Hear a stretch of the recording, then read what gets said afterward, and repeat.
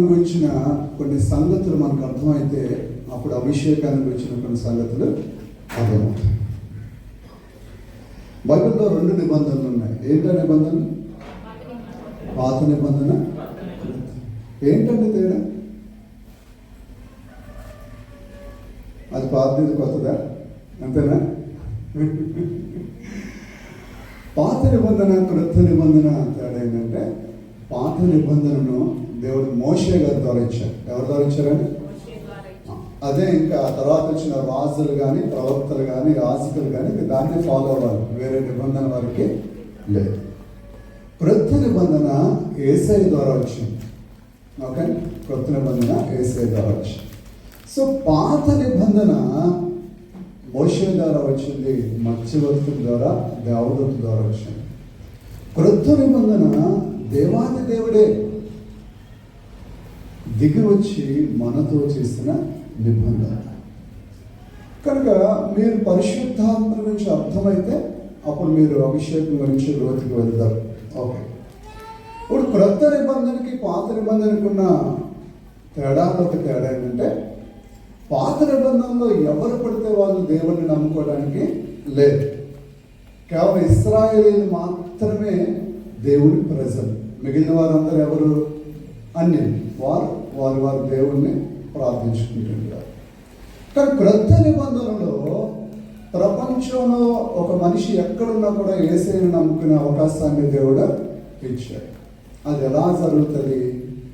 పరిశుద్ధాత్ముడు ఆ వ్యక్తి హృదయాన్ని దర్శించి తనకొక ప్రేరేపిస్తాడు. నువ్వు పాపివి, నీ పాపంతో నువ్వు చనిపోతే నరకానికి వెళ్ళిపోతావు. నువ్వు అట్లా నరకానికి వెళ్ళిపోకూడదంటే నీకు ఒక రక్షకుడు కావాలి. ఆ రక్షకుడు నీ పాపం నుంచి విడుదల చేయాలి.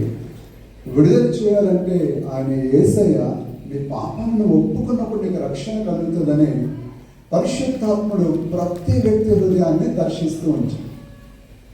దర్శించినప్పుడు ఏ వ్యక్తి అయితే తన హృదయం అనే తలుపు ద్వారాన్ని తెరిచి నేను పాపిని అని పరిశుద్ధాత్మ సహాయం వల్ల ఒప్పుకొచ్చారో ఆ వ్యక్తి లోనికి దేవుడు వస్తాడు. అప్పుడు ఆ వ్యక్తిని క్రైస్తవుడు అంటారు. అంటే క్రీస్తును కలిగిన వాడు. ఎవరైతే పరిశుద్ధాత్మ ద్వారా తమ పాపాలు ఒప్పుకొచ్చారో, ఎవరైతే తమ పాపులు మనం గ్రహిస్తారో వారిలోనికి దేవుడిని వారు ఆహ్వానించినప్పుడు ఆ జరిగే కార్యాన్ని సూపర్ న్యాచురల్ కార్యం అంటారు. అంటే అది పరలోక సంబంధమైన అసాధారణమైన కార్యం. మనుషులు ఎవరినైనా మీరు పాపం చెప్పండి, మీరు పాపని ఎవరినైనా తిట్టారనుకోండి, మీరు పాపం వచ్చి వాళ్ళు ఏం చెప్తారు? నువ్వు పాపి, మీ అమ్మ పాపి, మీ నాన్న పాపాలు, మీ కుటుంబం అంతా పాపలే అంటారు. ఎందుకు? ఆ వ్యక్తికి ఏం లేదు లోన పరిశుద్ధాత్మ, ఒప్పించే పరిశుద్ధాత్మ లేనప్పుడు మనం ఎవరినైనా ఒక మాట అంటే తిరిగి మనల్ని 10 మాటలు అంటారు.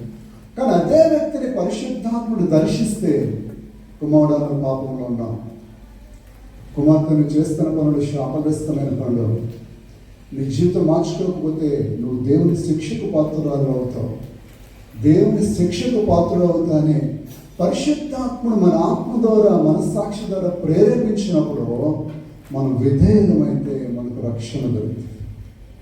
అప్పుడు మనం క్రైస్తవులుగా మార్చుకుంటాం. కనుక ఆ కార్యం మొట్టమొదట జరగాలి. అభిషేకం వరకు ఆలోచించి మనం మొట్టమొదట పరిశుద్ధాత్మ ద్వారా ఒప్పించబడే స్థితికి రావాలి.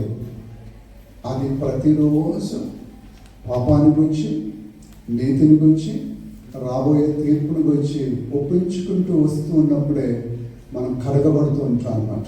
కడగబడుతూ ఉండాలి. ఆ కడగబడుతూ ఉన్న వ్యక్తి జీవితంలో అప్పుడు అభిషేకం వరకు ఆలోచించాలి. ఓకే,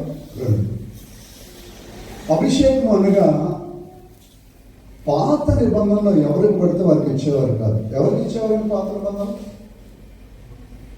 ఏమండి, పాత నిబంధన ఎవరికి ఇచ్చేవారు? రాజులకు, యాజకులకు ఇచ్చారు. ఫస్ట్ అసలు రాజులకు ఇవ్వాలనేది దేవుని ఉద్దేశం కానే కాదు. కేవలం యాజకులు మాత్రమే దేవుడు మోషే గారి ద్వారా అభిషేకించే సిస్టమ్ పెట్టారు. అది కూడా అసలు యాజకులను అభిషేకించాలంటే అభిషేక తైలం ఇప్పుడు మనకు రెడీమేడ్గా ఒలివ్ ఆయిల్ తెస్తున్నాం, అట్లా ఉండదండి. దాని వరకు ప్రత్యేకించి ఒక సిస్టాన్ని పెట్టాడు దేవుడు. నిర్గమకాండం 30 అధ్యాయంలో చూస్తే అది ఎంతెంత పాలు కలపాలి, ఎంత కలపాలి, అది ఎంత కాస్ట్లీ అనాయింటింగ్, అది ఎంత ప్రత్యేకమైందంటే అటువంటిది ఇంకొకటి చేస్తే ఆ వ్యక్తి చనిపోతాడు, చంపేయాలి ఆ వ్యక్తిని. ఆ ఆయిల్ యాజకుడి మీద కాదు, నీకు ఎవరి మీద పోస్తే ఆ వ్యక్తిని రాళ్ళతో కొట్టి చంపారు. అంత తీవ్రమైన నిబంధనలు పెట్టాడు పాత నిబంధనలు. కనుక అది కేవలం యాజకులను అభిషేకించడానికి, ఆ మందిరం నుండి వస్తువులను అభిషేకించడానికి, ఆ ప్రత్యక్ష గుడారాన్ని అభిషేకించడానికి మాత్రం ఉపయోగించాలి. ఇక దేనికి ఉపయోగించుకుంటే అటువంటిది ఇంకెవరు కలపకూడదు ఇశ్రాయేలీయుల్లో. అటువంటి మిశ్రమాన్ని ఎవరన్నా కలిపితే వాడు మరణానికి పాత్ర. ఎందుకు దేవుడు అంత ఖచ్చితంగా చెప్పారంటే అభిషేకము చీప్ కాదు, మనం అనుకున్నంత సులువుగా అభిషేకం రా. That is very costly. అది ఎంతో ఎంతో విలువైంది. అది పరిశుద్ధాత్మని ద్వారా వస్తుంది. ఎవరి ద్వారా వస్తుందని అది నేర్పించడానికి పాత్ర వల్ల సిస్టమ్ పెట్టాడు. సరే, యాజకులకు వచ్చాడు దేవుడు. తర్వాత ప్రజలు రాజు కావాలని కంటే రాజుకు కూడా వచ్చాడు. అయితే పాత నిబంధన అభిషేకానికి క్రొత్త నిబంధన అభిషేకానికి తేడా ఉంది. ఓకే, మీకు ఈ సంగతులు అర్థమైతేనే మీరు కొత్త నిబంధనలో క్రైస్తవులు ఎలా బ్రతకాలో అర్థమవుతుంది. ఓకే, పాత నిబంధనలో వారిని అభిషేకించినా కూడా వారి పోరాటం అంతా కూడా మనుషులతోనే. ఎవరితో అండి?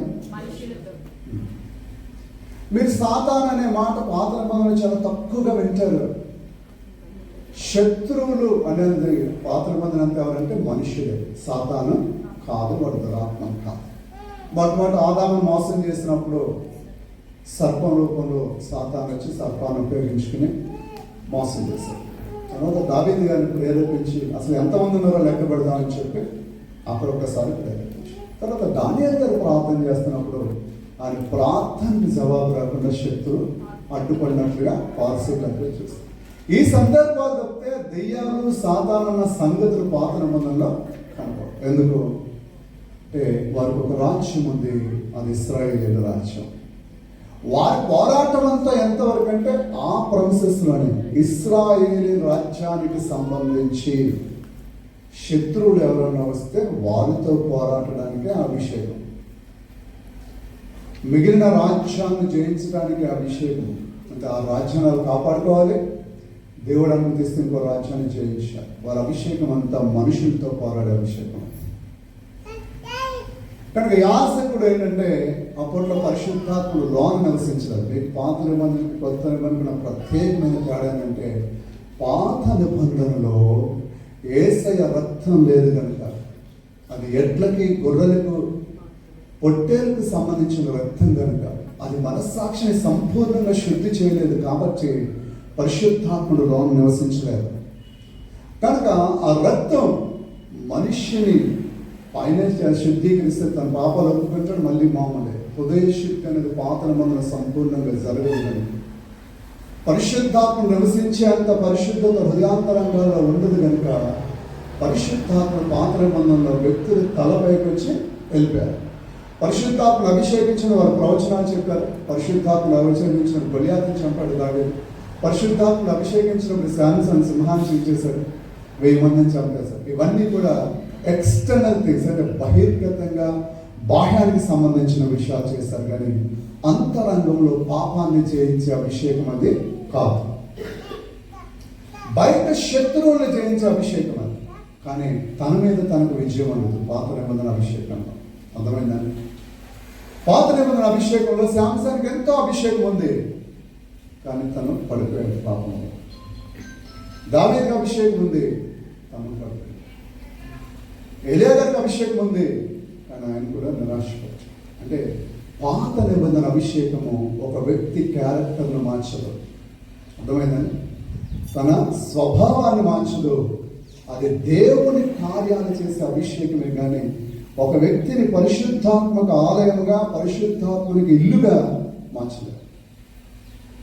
ఇది మీకు తెలియాలి. కనుక పాత నిబంధనలో ఉండే అభిషేకం అంతా కూడా తమ రాజ్యానికి హాని కలిగజేసే వారితో పోరాటం, తమ రాజ్యాన్ని కాపాడుకోవటం, అదే వారికి సంబంధించిన అంశం. కనుక అభిషేకం ఇద్దరికి ఇచ్చేవారు, యాజకులకి. కనుక వారు పోరాటం మనుషులతోనే కానీ దురాత్మలతో కాదు. అది పాత నిబంధన అభిషేకం. మరి ఇప్పుడు కొత్త నిబంధన అభిషేకం ఏంటి అంటే, క్రొత్త నిబంధనకు వచ్చినప్పటికీ దేవుడు సర్వజనుల మీద నా ఆత్మను కుమ్మరిస్తాడు. అది సేవకుల మీద, సేవకురాండ్ర మీద, పనివారి మీద, పనికత్తుల మీద, యవనస్తుల మీద, వృద్ధుల మీద, ఇంకందరి మీద. ఏంటి తేడా అంటే, క్రొత్త నిబంధన అన్నది దేవుని అనాది కాల ప్రణాళిక. పాత నిబంధన అనేది ఒక ప్రోటోటైప్ అంటే ఒక ప్యాటర్న్. దేవుడు మనిషి నుంచి ఏదైతే ఉద్దేశిస్తున్నాడో ఆ ఉద్దేశం ప్రకారం ఒక మనిషి ఎలా బ్రతకాలంటానికి ఒక జనాంగాన్ని ఏర్పరచుకుని ఆ జనాంగంలోంచి యేసయ్య రావాలన్నది దేవుని ఉద్దేశం కనుక అది తాత్కాలికమైన నిబంధనగా మారింది. ఇప్పుడు యేసయ్య ద్వారా మనందరికీ అన్ని జనులు మన ఎవ్వరు కూడా దేవునికి సంబంధించిన వారు కాదు. అన్ని జనులైన మనందరికీ ఉచితమైన దేవుని కృప ద్వారా యేసయ్య రక్తం చిందించడం ద్వారా పరిశుద్ధాత్మను మనకు అనుగ్రహించి. కాబట్టి మీరు ఈరోజు చర్చికి వచ్చి యేసయ్య దేవుడు అంటున్నారంటే అది మీలోన పరిశుద్ధాత్ముడు చేసిన ఒక శ్రేష్టమైన కార్యం. పరిశుద్ధాత్ముడు అలా చేసి ఉండకపోతే మీరు చర్చి బయట ఉండేవారు, మిగిలిన అన్ని జనులు తిరుగుతుండగా మీరు బయట తిరిగేవారు. పరిశుద్ధాత్ముడు మీలోన ఒక ఘనమైన బలమైన కార్యం చేశారు కనుక యేసయ్యను మీరు రక్షకుడికి అంగీకరించి యేసయ్య మా దేవుడు అని చెప్పి మీరు చర్చిలో అనిపించుకొచ్చున్నారు. ఓకే, మంచిది. అయితే క్రొత్త నిబంధన అభిషేకం దేనికి? ఎఫెసీయులకు రాసిన పత్రిక 6వ అధ్యాయంలో మాట్లాడచ్చు. ఎఫెసీయులకు రాసిన పత్రిక 6వ అధ్యాయంలో 12వ వచనం చూడండి. శరీరులతో కాదు గాని ప్రధానులతోనూ అధికారులతోనూ ప్రస్తుత అంధకార సంపత్తులకు లోకనాథులతోనూ ఆకాశ మండల మధ్యన దురాత్మల సమూహములతోనూ పోరాడుతున్నాము. చాలు. ఇప్పుడు పోరాటం మారిపోయింది. ఏం మారిపోయిందని అందరూ చెప్పాం, అందరూ చెప్పాం. కుర్చీలో ఉన్న వాళ్ళు వాయిస్ నాకు వినపట్లేదు, చెప్పండి అందరూ. ఏ పోరాటం మారిపోయింది? ఏ పోరాటం మారిపోయింది? పాత నిబంధనలో పోరాటం, క్రొత్త నిబంధనలో పోరాటం. పాత నిబంధనల అభిషేకం, క్రొత్త నిబంధనల అభిషేకం. పాత నిబంధనల అభిషేకం కేవలం ఇశ్రాయేలీయులకు వారి రాజ్యానికి సంబంధించినది. మనుషులతో పోరాటం, దెయ్యాలతో పోరాటం కాదు, సాతానుతో పోరాటం కాదు. వారు ఎంత అభిషేక్తులైనా పాత నిబంధనలో దెయ్యాలతో పోరాడే అభిషేకం వారికి ఇవ్వలేదు దేవుడు. వారు పోరాడలేదు. ఎందుకు? దేవుని యొక్క ప్రణాళిక. ఇప్పుడు క్రొత్త నిబంధన కింద వచ్చిన మనం దేవుడు అన్నాడు, బాప్తిస్మం ఇచ్చి యోహాను లాంటి వారు ఎవరూ లేరండి. స్త్రీలకు పుట్టిన వారుగా బాప్తిస్మం ఇచ్చి యోహాను లాంటి వారు ఎవరూ లేరు. కానీ క్రొత్త నిబంధన విశ్వాసి బాప్తిస్మం ఇచ్చి యోహాను కంటే గనుడు అన్నాడు దేవుడు. ఎందుకు? క్రొత్త నిబంధన ఉన్న మనలోన పరిశుద్ధాత్ముడు వచ్చి నివాసం చేస్తాడు. అర్థమైందండి. పాత నిబంధనలు ఒక ఘనమైన మందిరాన్ని కట్టారు సొలొమోను గారు. కానీ క్రొత్త నిబంధనలో మనల్నే మందిరంగా చేశారు.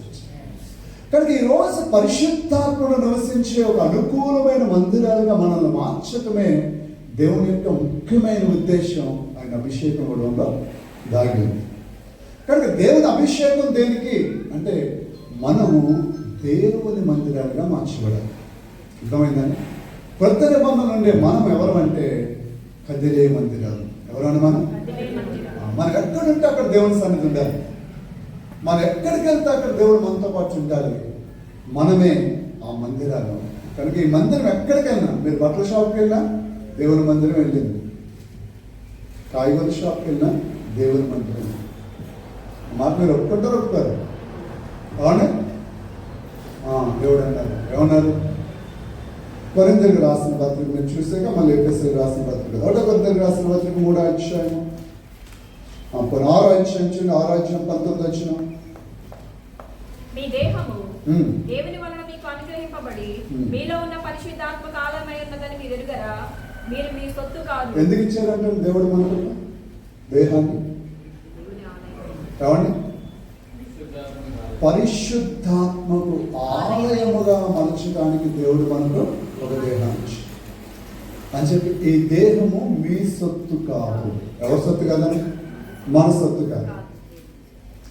మన సొత్తు కాదు కాబట్టి దేవుడు అనేక విషయాలు చెప్తున్నాడు. అర్థమైందండి? ఈ దేహం మనదనుకుని మనం ఎన్నో చేస్తున్నాం. ఈ దేహం మనదనుకుని దేహాన్ని అనేక రీతులుగా మనం పాడు చేసుకుంటున్నాం. దేవుడు అన్నది మీ సొత్తు కాదు, అది నాది అంటున్నాం. నాది అంటే చాలా మంది ఒప్పుకోరు, నా ఇష్టం అంటే అది ప్రమాదం. సో ఇప్పుడు అభిషేకం ఎందుకు కావాలి అంటే, క్రొత్త నిబంధన ప్రకారం దేవుడు మనలను పరిశుద్ధాత్మను నివసించే ఆలయంగా చేయాలనిపించినాడు. అలాగ చేయాలంటే మనందరికి అభిషేకం కావాలి. ఇంతకీ క్రొత్త నిబంధన అభిషేకం ఏం చేస్తుంది? ఆకాశ మండలం అందున్న దురాత్మ సమూహాలతో పోరాటానికి కావాలి.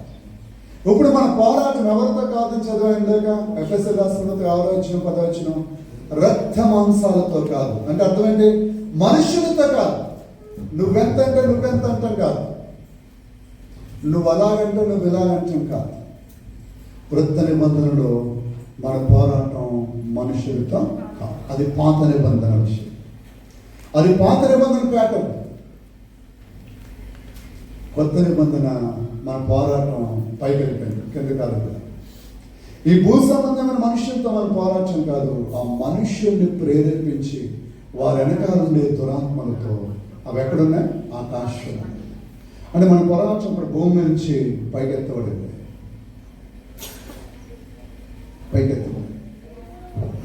పక్షిరాజు గ్రద్ద పాముతో పోరాడంటే భూమి మీద పోరాడు. అది పాము 2 కాళ్ళతో తీసుకెళ్ళి ఆకాశంలో పోరాడుతుంది. అక్కడ పాముకి ఏముంటుంది? అక్కడ ఏ బలమో ఉండదు. పక్షికి ఆకాశం అది దాని నివాసం. ఎంత దూరం అని ఎంత టైం అని ఎగరగలుగుతుంది. అక్కడ దాన్ని పొడుస్తూ ఉంటాడు. పాము దాన్ని ఏమీ చేయలేదు. అదే కిందంటే పాముకు బలం. దేవుడు అన్నాడు, మీరు భూ సంబంధమైన వారు కాదు, మీ పోరాటం భూ సంబంధమైనది కాదు, మీ పోరాటం పరలోక రాజ్య సంబంధం. అలా ఉండాలంటే మిమ్మల్ని దేవుని ఆలయాలుగా మారకుండా, మీరు దేవుని బిడ్డలుగా మారకుండా, మిమ్మల్ని శత్రువు అనేక రీతులుగా అనేక మంది మనుషుల ద్వారా పరిస్థితుల ద్వారా మీతో పోరాడతాడు. వారితో పోరాడాలంటే మీరు పోరాడలేరు. మీకేం కావాలి? పరిశుద్ధాత్మ అభిషేకం. పరిశుద్ధాత్మల అభిషేకం లేకుండా దెయ్యాలతో మనం ఎన్నటికీ పోరాడలేము. మన వల్ల కాదు. ఎందుకో? దెయ్యాలు మనకంటే చాలా బలమైనవి. ఆ బలమైన దెయ్యాలతో పోరాడంటే వాటికంటే బలమైన అభిషేకం మనకు ఉండాలి. కాబట్టి దేవుడు అభిషేకం కావాలి ప్రతి విశ్వాసికి అని చెప్పారు. ఇప్పుడు అభిషేకము మనందరికీ, మన దేవుడు మనందరిని ఏమంటాడు? రాజులైన యాజక సమూహం అంటారు. అంటే మనమే రాజును, మనమే యాజకులు. ఎలాగయ్యాం?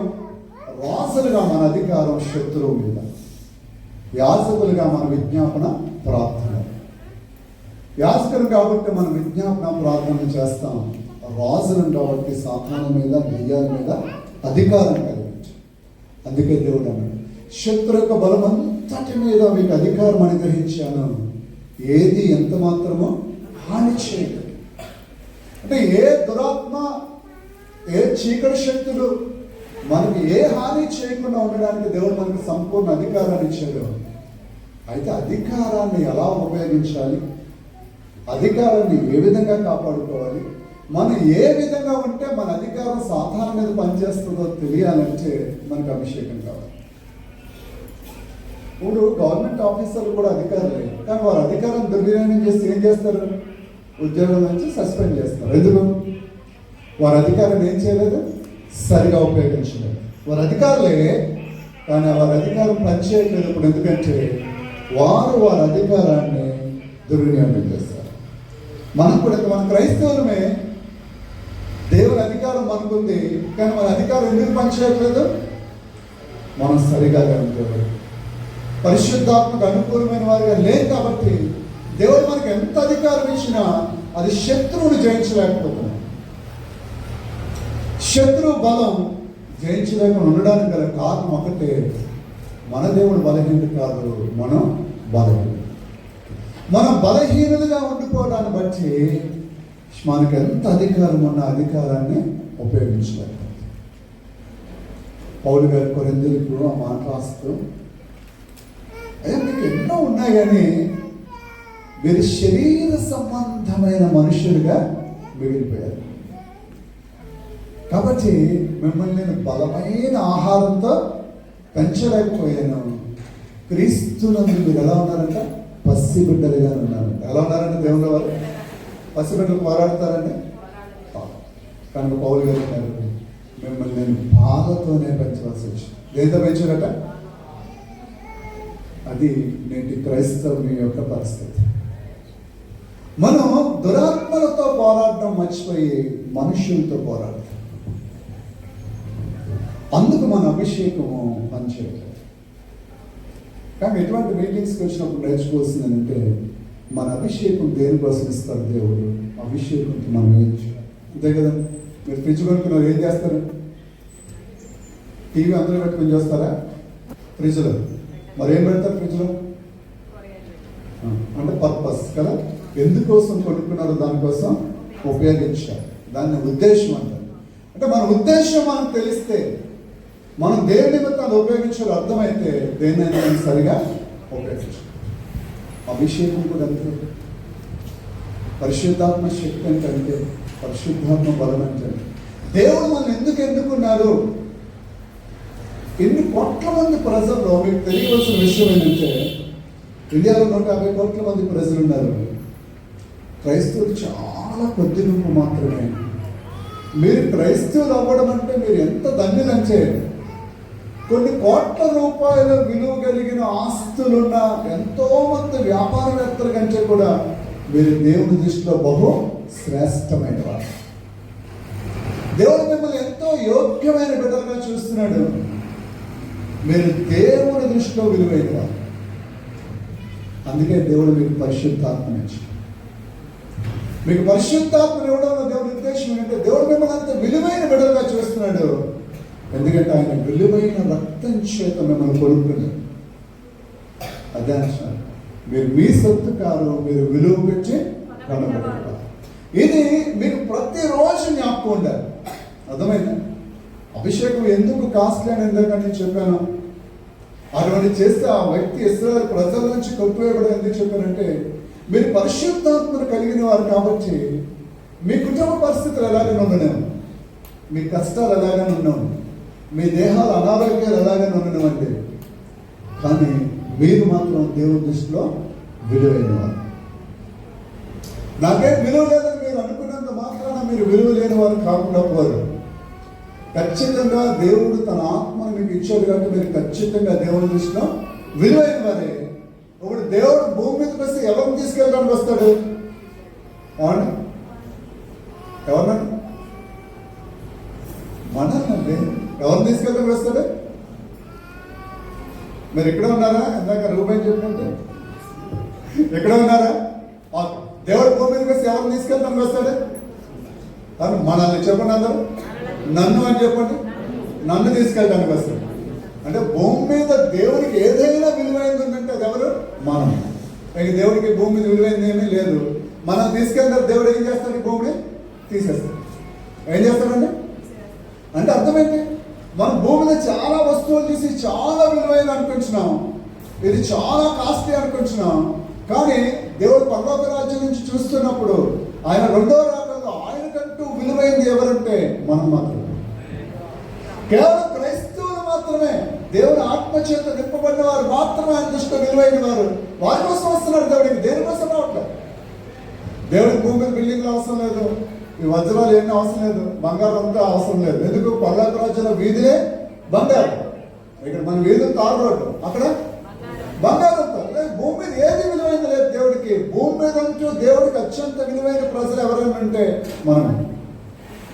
కనుక దేవుని దృష్టిలో మనకు చాలా విలువ ఉంది. అదే విలువ కలిగి మనం బ్రతకాలి. అందుకే క్రైస్తవునికి దేవుడు విలువలు నేర్పించి ఏం నేర్పించాడంటే క్వాలిటీ కలిగిన బిడ్డలుగా మనం బ్రతకాలి. అందుకే దేవుడు పరిశుద్ధాత్మను మనకు ఇచ్చాడు. పరిశుద్ధాత్మ ఒక వ్యక్తిలో నివాసించేటువంటి ఏమనుకున్నారు? పరలోక రాజ్యం నివాసించేది.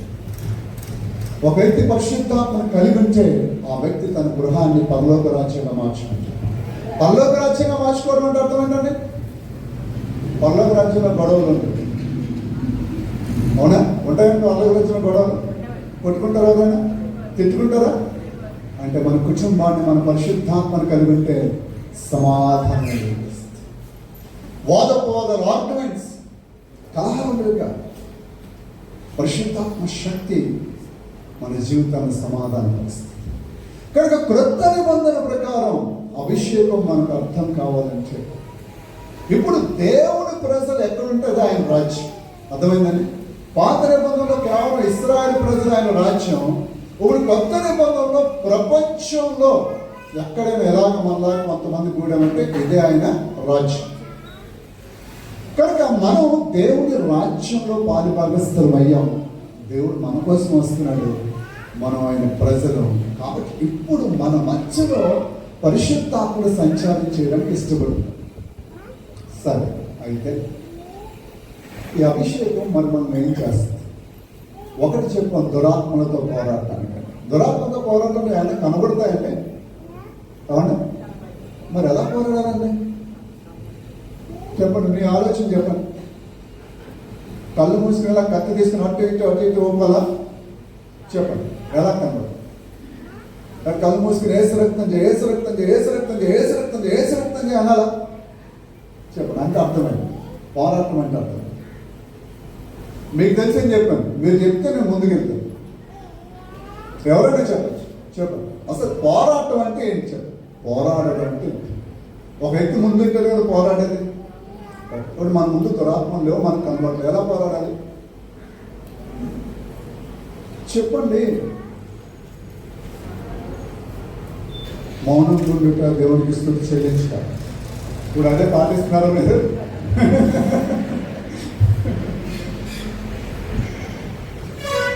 దురాత్మతో పోరాటం అంటే మనకు వ్యతిరేకంగా శత్రువు కొంతమందిని పెడతారు. ఓకే, పోరాటం మీకు ఎట్లా అర్థం కావాలంటే అభిషేకాన్ని దిగిస్తారు. మీకు అర్థం కావాలంటే పోరాటం మీకు తెలియవలసింది ఫస్ట్ మీ శరీరంతో మీరు పోరాడాలి. దేంతో పోరాడాలి? ఏముంటుంది శరీరంలో? అవును, గలతీయులకు రాసిన పత్రిక 5:19. గలతీయులకు రాసిన పత్రిక 5:19. శరీర కార్యములు స్పష్టమైనవి. జారత్వము, అపవిత్రత, కాముకత్వము, విగ్రహారాధన, అభిచారము, ద్వేషములు, కలహము, మత్సరములు, క్రోధములు, కక్షలు, భేదములు, విమతములు, అసూయలు, మద్దతులు, అల్లరితో కూడిన ఆటపాటలు మొదలైనవి.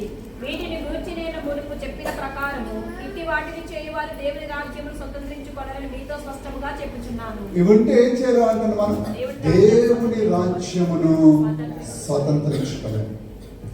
అంటే మనం దేవుని రాజ్యానికి వెళ్ళకుండా మనకు అడ్డుపడుతుంది ఏంటి? మనలో ఉండే శరీర కార్యం. వాటిని దేవుడు ఏమంటున్నాడు? జయించాలి అంటున్నాడు. ఏం చేయాలని? ఇప్పుడు ఎలా జయిస్తాం మరి?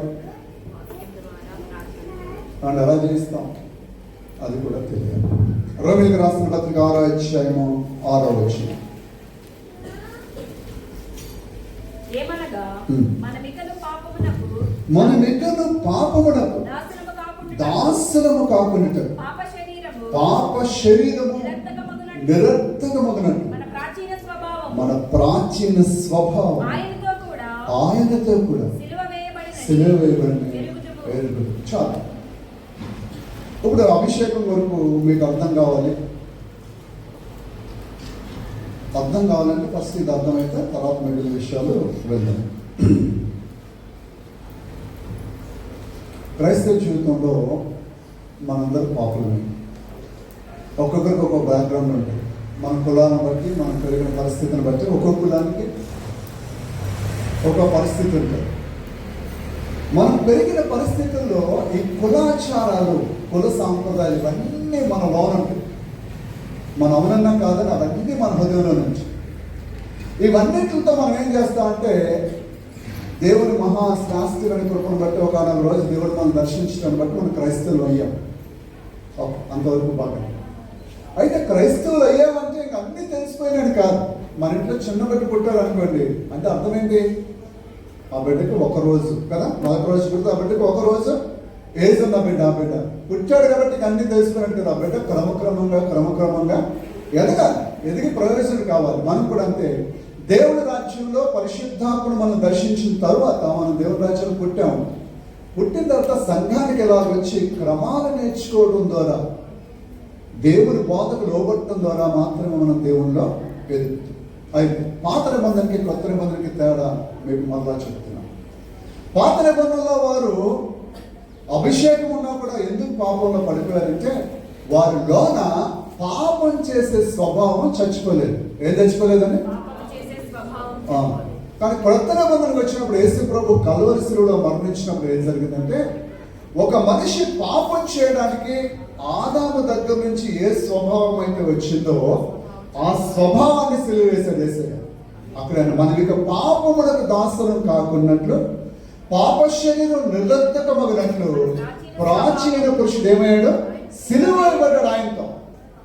కనుకనే ఆ ప్రాచీన పురుషుడు పాపం చేసే స్వభావం ఏదైతే ఉందో, మనం ఎప్పుడైతే యేసయ్యను అంగీకరిస్తాం అది వెంటనే బయటకు వెళ్ళిపోతాడు. ప్రాచీన పురుషుడు ఎక్కడి నుంచి బయటకు వెళ్ళిపోతాడు? మన హృదయం నుంచి బయటకు వెళ్ళి శరీరంలో ఉంటాడు. ఎక్కడ ఉంటాడంటే, తేడా చెప్పండి, శరీరానికి హృదయానికి తేడా చెప్పండి.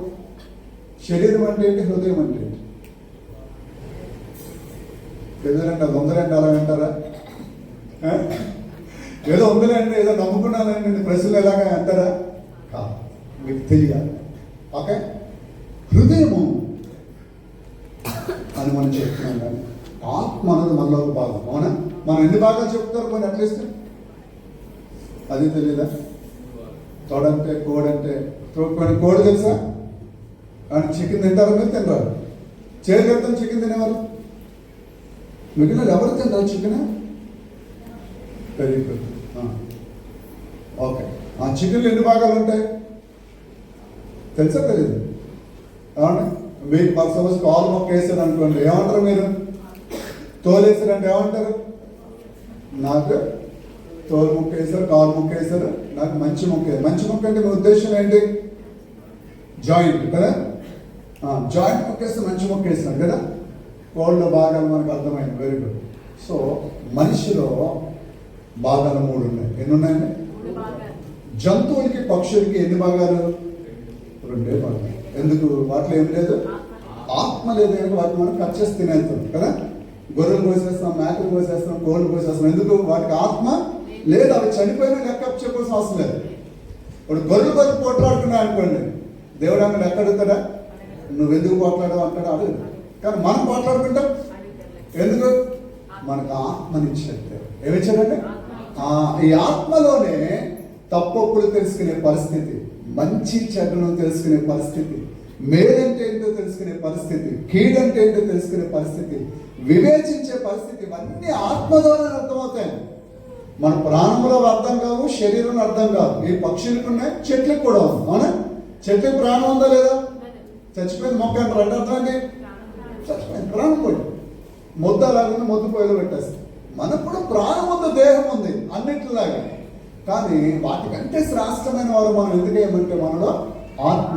అందుకే దేవుడు చెప్తూ, మీరు అనేకమైన పిచ్చుకల కంటే శ్రేష్టమైన వారు. ఎందుకంటే మీరు అనేకమైన గొర్రెల కంటే శ్రేష్టమైన వారు. ఎందుకు?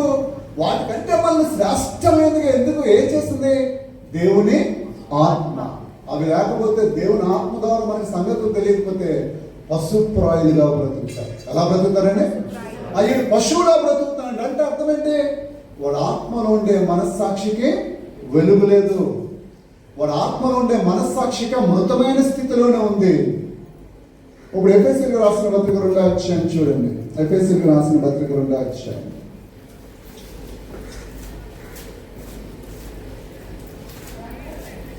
మొదటి వచనం చూడండి. మీ అపరాధముల చేతను పాపముల చేతను మీరు చచ్చిన వారి ఉండగా ఆయన మిమ్మల్ని క్రీస్తు బ్రతికి. వీరు ఇక్కడ 2 విషయాలు అర్థం చేస్తారు. ఒకటి చచ్చిన వారు అంటున్నాడు, 2 బ్రతికిన వారు. ఓకే, దేని ద్వారా చనిపోయామంటే మనం అపరాధములు పాపలు ఎవరు చేస్తారు? అసలు ఒప్పుకుంటున్నాయి ఎంత మంచోళ్ళు అంటే అసలు మా కుటుంబం చాలా మంచిది, అసలు మా కుటుంబంలో ఏ చెడు వ్యసనాలు లేవంటే మేము ఎప్పుడు నీతిగా బ్రతుకుతా ఉంటాం. వాళ్ళు మంచోళ్ళని అర్థం. అపరాధములు పాపములు చేసే స్వభావం మనిషికి ఒకటి ఉందని అందరికీ తెలియదు, అది మనకు తెలుసు దేవుళ్ళకి వచ్చాం కాబట్టి. అది ఆదాము దగ్గర నుంచి వారసత్వంగా మనుషులు అందరికీ వచ్చింది. ఓకే, ఆ స్వభావం దేవుడు అన్నాడు అపరాధముల చేత పాపముల చేత చచ్చిపోయిన వాడు అంటే మనిషి. కానీ బయటకు బ్రతికే ఉన్నాం. ఇప్పుడు నిజంగా ఉన్నారు, వాళ్ళందరూ బ్రతికే ఉన్నారు, వారి కుటుంబాలు, వారి పిల్లలు వారు పెంచుకున్నారు, వాళ్ళు ఎదుగుతున్నారు. కానీ దేవుని దృష్టిలో ఎలా ఉన్నారంట? చచ్చిన వారు ఉన్నారంట. ఎవరంటే పాపము చేసిన ప్రతి మనిషి దేవుని దృష్టిలో ఎవరితో సమానం?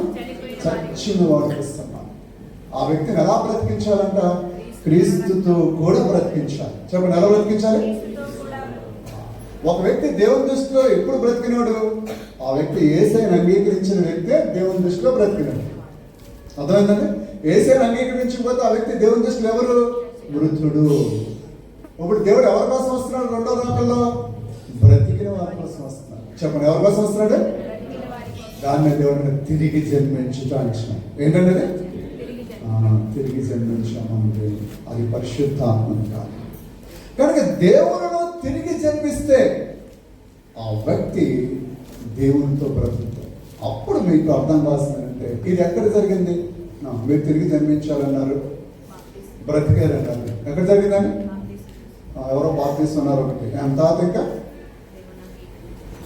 మొట్టమొదట అది బాప్తీసం కంటే కూడా మన హృదయాంతరంగాల్లో జరగాలి. ఎక్కడ జరగాలంటే ఆ హృదయాంతరంగాల్లోనే ఆత్మ. చెప్పండి అందరు చెప్పండి. ఆత్మ. ఆత్మలో దేవుడు మనస్సాక్షిని పెట్టాడు. ఏం పెట్టాడని? ఈ మనస్సాక్షి తప్పులు చెప్తాడు. ఒక దొంగతనం చేస్తాడు, ఎవరికి తెలియకుండా చేస్తాడు. ఎందుకు? అవును, ఎవరిని చూస్తే దొరికిపోతాడని, ఎవరిని చూస్తే కొడతారని. అలా ఎవరిని చూస్తే దొరికిపోతాడు, ఎవరిని చూస్తే కొడతారు. నేను చేస్తున్న తప్పు నా వ్యక్తికి ఎలా అర్థమవుతుంది? మనస్సాక్షి. దేని అర్థం అవుతుందండి? మనలో మనస్సాక్షిని పెట్టాడు దేవుడు. అది పాపం చేస్తున్న వ్యక్తిని వచ్చేసి నువ్వు చేస్తుంది పాపం, నువ్వు చేస్తుంది తప్పు, నువ్వు క్రమానికి వ్యతిరేకంగా వెళ్తున్నావు, నువ్వు సమాజానికి వ్యతిరేకంగా వెళ్తున్నావు, నీ అలవాటు చెడ్డ అలవాట్లు అని దేవుడు మనస్సాక్షి ద్వారా వ్యక్తులతో మాట్లాడు. అయితే ఎందుకు మరి మనస్సాక్షి హెచ్చరిస్తున్న దొంగతనం చేస్తానంటే ఆ వ్యక్తి తన మనస్సాక్షిని చంపుకుంటున్నాడు. ఎందుకు తప్పని తెలిసిన చెడ్డ అలవాట్లు ఉన్నారంటే ఆ వ్యక్తి తన మనస్సాక్షిని చంపుకుంటున్నాడు. బ్రతకడం అంటే అర్థం ఏంటంటే యేసయ్య రక్తం మన ఆత్మలో ఉండే మనస్సాక్షిని కడుగుతుంది. చెప్పండి, ఏం చేస్తుంది? యేసయ్య నా పాపాలు క్షమించమంటే ఏం జరుగుతుంది? మన లోనున్న మనస్సాక్షిని యేసయ్య రక్తం శుద్ధీకరిస్తుంది. అప్పుడు మన మనస్సాక్షి వెలుగులోకి వచ్చి అప్పుడు పాస్టర్ వాక్యం చెప్పిన వాక్యం తెలియదా, వాక్యానికి విరోధంగా ఎందుకు ప్రవర్తించావు, వాక్య ప్రకారం బ్రతకాలి కదంటే అప్పుడు ఆ వ్యక్తి జ్ఞాపకం నేను వాక్యానికి విరోధంగా ప్రవర్తించాను. మీ పాపాలు మీరు ఒప్పుకోండి అన్నప్పుడు ఏం చేస్తున్నాం మనం? అవునయ్యా నేను పాపం చేసిన. ఇవన్నీ ఎక్కడ జరుగుతున్నాయి? మనస్సాక్షి. చెప్పండి, ఎక్కడ జరుగుతున్నాయి? హెబ్రీయులకు రాసిన పత్రిక 9వ అధ్యాయము 14వ వచనం చూడండి. హెబ్రీయులకు రాసిన పత్రిక 9వ అధ్యాయము 14వ వచనం.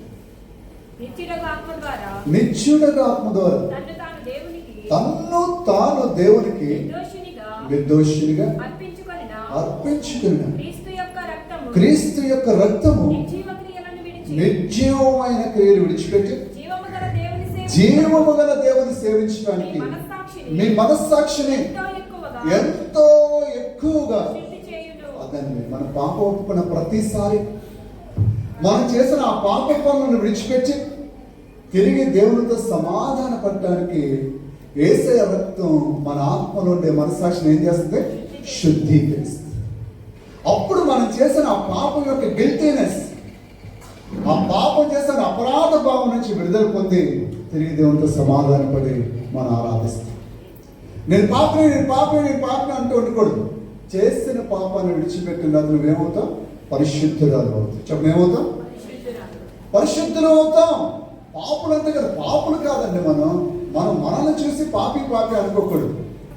మన పరిశుద్ధులైన యేసయ్య రక్తంలో కడగబడ్డాం అంటే మనం పరిశుద్ధులు. చెప్పండి, మనందరూ ఎవరు? మనం నీతిమంతులు. చెప్పండి, మనం నిబంధన కలిగిన జనులు. చెప్పండి,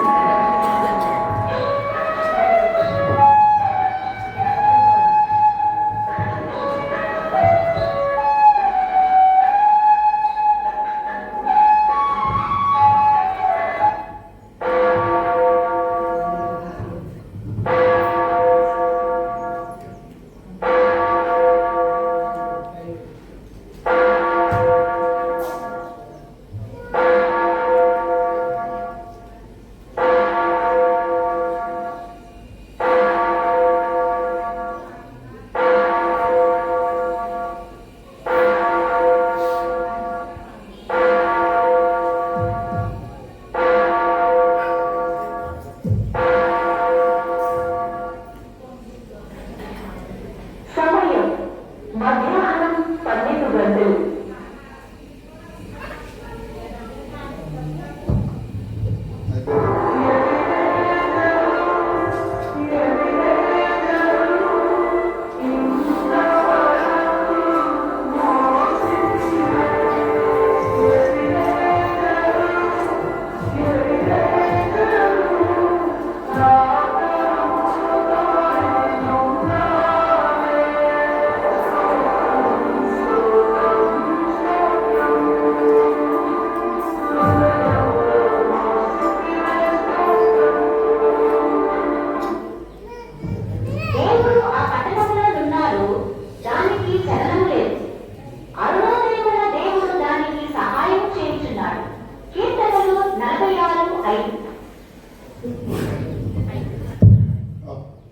మీ అందరికి వేస్ట్ దొరికిందా? Very good. సో ఇప్పుడు పరిశుద్ధాత్మ గురించి మనం ఆలోచిస్తాం. పరిశుద్ధాత్ముడు ఎక్కడ పడితే అక్కడ ఉంటాడని అర్థమైందా? అదే చెప్పాను, దేవుడు అన్ని చోట్ల ఉంటాడు అనేది అబద్ధం. ఓకే, అలా ఉండడు దేవుడు. దేవుడు భూమి మీదకి వస్తే ఎక్కడ ఉంచాడో మనకు ఆయనకు ఒక నివాస యోగ్యమైన గృహం ఉండాలి. అందుకే మన పాపాలు మనం ఒప్పుకున్నప్పుడు, మన మనస్సాక్షి యేసు రక్తంలో కడగబడినప్పుడు మనం దేవుని మందిరాలుగా మారుతాం. అర్థమైందండి? కనుక మనల్ని పరిశుద్ధాత్మ ఎలా చేసుకుంటాడు? ఆలయాలుగా చేసుకుంటాడు. చెప్పండి, ఎలా చేసుకుంటాడు? కనుక మనమే పరిశుద్ధాత్మ నివసించే ఇల్లు. భూమి మీద ఆయన వస్తే ఎక్కడ ఉండడానికి మనతో వస్తాడు, మనతో నివాసం చేస్తాడు. ఆయన భూమి మీదకి ఎక్కడ ఆయన ఉండడు. ఏ స్థలం ఉండడానికి ఆయనకు అవసరం. ఆకాశం ఆయన ఇల్లు కదా, భూమి ఆయన పారిపోయిన కదా. మనం దర్శించడానికి వచ్చినప్పుడు మన హృదయంలోకి వస్తాడు, ఎక్కడ ఉండడు ఆయన. మన హృదయంలోకి రావాలంటే మన హృదయంలో యేసు రక్తం ఉండాలి. ఏముండాలని? ఆ యేసు రక్తం మనల్ని ఎప్పుడు జీవము గల దేవుడిని ఆరాధించేటట్టు చేస్తుంది. ఆ యేసు రక్తం ఎప్పుడు మన పాపపు నిర్జీవమైన క్రియలన్నీ విడిచిపెట్టేటట్టు చేస్తుంది. ఇప్పుడు జీవం మరణం అన్నది మీకు అర్థం కావాలి. అపరాధాల విషయంలో, పాపాల విషయంలో మనం చనిపోయిన ప్రజలు ఉన్నప్పుడు పరిశుద్ధాత్ముడు ఎప్పుడైతే దర్శించి కుమార్తె కుమారుడును పాపం అని చెప్తాడో, అప్పుడు మన పాపాలు మనం ఒప్పుకున్నప్పుడు, యేసయ్యా నన్ను క్షమించమని అడిగినప్పుడు, నీ రక్తం నా మీద ప్రోక్షించమని అడిగినప్పుడు, ఆ రక్తం మన ఆత్మ నుండి మనస్సాక్షిని పరిశుద్ధపరుస్తుంది. అప్పుడు మనం దేవుని పరిశుద్ధులైన బిడ్డలుగా మారిపోతాం. అందుకే మనం పరిశుద్ధం. కనుక ఈ పరిశుద్ధులైన బిడ్డల్లోనే దేవుడు తన అభిషేకం ఇవ్వాలని ఇష్టపడు. అందరికి అభిషేకం ఇవ్వడండి. అర్థమైందండి? కనుక మీరు అభిషేకము ఆరాధన అన్నప్పుడు మీరు నేర్చుకోవాల్సింది ఏంటంటే, పరిశుద్ధాత్ముడు మనలోకి ఎందుకు వచ్చాడో మనకు తెలియాలి. ఓకే, అప్పుడు మీకు నేను చెప్పిన ప్రకారము పాప శరీరము నిరర్ధకమగినట్లు ప్రాచీన పురుషుడు ఏమైపడ్డాడంట? సిలువ వేయబడ్డాడు. ఎందుకు సిలువ వేశాడు దేవుడు? పరిశుద్ధాత్ముడు మన లోనికి రావడానికి. చెప్పండి, ఎందుకంటే ఇది మీకు తెలిస్తేనే మిగిలిన సంగతి అర్థమవుతుంది. పాత నిబంధనలో పరిశుద్ధాత్ముడు ఎక్కడికి వస్తాడని చెప్పాను? తలపై. చెప్పండి, ఎక్కడికి వస్తాడు? లోనికి రాలేడు. ఎందుకు? లోన ప్రాచీన పురుషుడు ఉన్నాడు. కొత్త నిబంధనలో పరిశుద్ధాత్ముడు తలపై కదా లోనికి వస్తాడు. ఎందుకంటే ప్రాచీన పురుషుడు ఏం చేశాడు? సిలువ వేశాడు. మరి ప్రాచీన పురుషుడు పాపం చేసే స్వభావాన్ని సిలువ వేసినప్పుడు మనం ఇంకా ఎందుకు పాపం చేస్తున్నాం అంటే, ఈ ప్రాచీన పురుషుడు మన ఆత్మ నుంచి బయటకు వచ్చేసాడు, మన హృదయం నుంచి బయటకు వచ్చాడు. కానీ ఎక్కడ ఉన్నాడు? శరీరంలో. ఎక్కడ ఉన్నాడండి? అప్పుడు మీరు ఈ రూమ్ చూడండి. ఓకే, ఈ రూమ్ మీ హృదయం అనుకోండి. ఓకే, డోర్ వేసారు. ఇప్పుడు లోన పరిశుద్ధాత్ముడు ఉన్నాడు.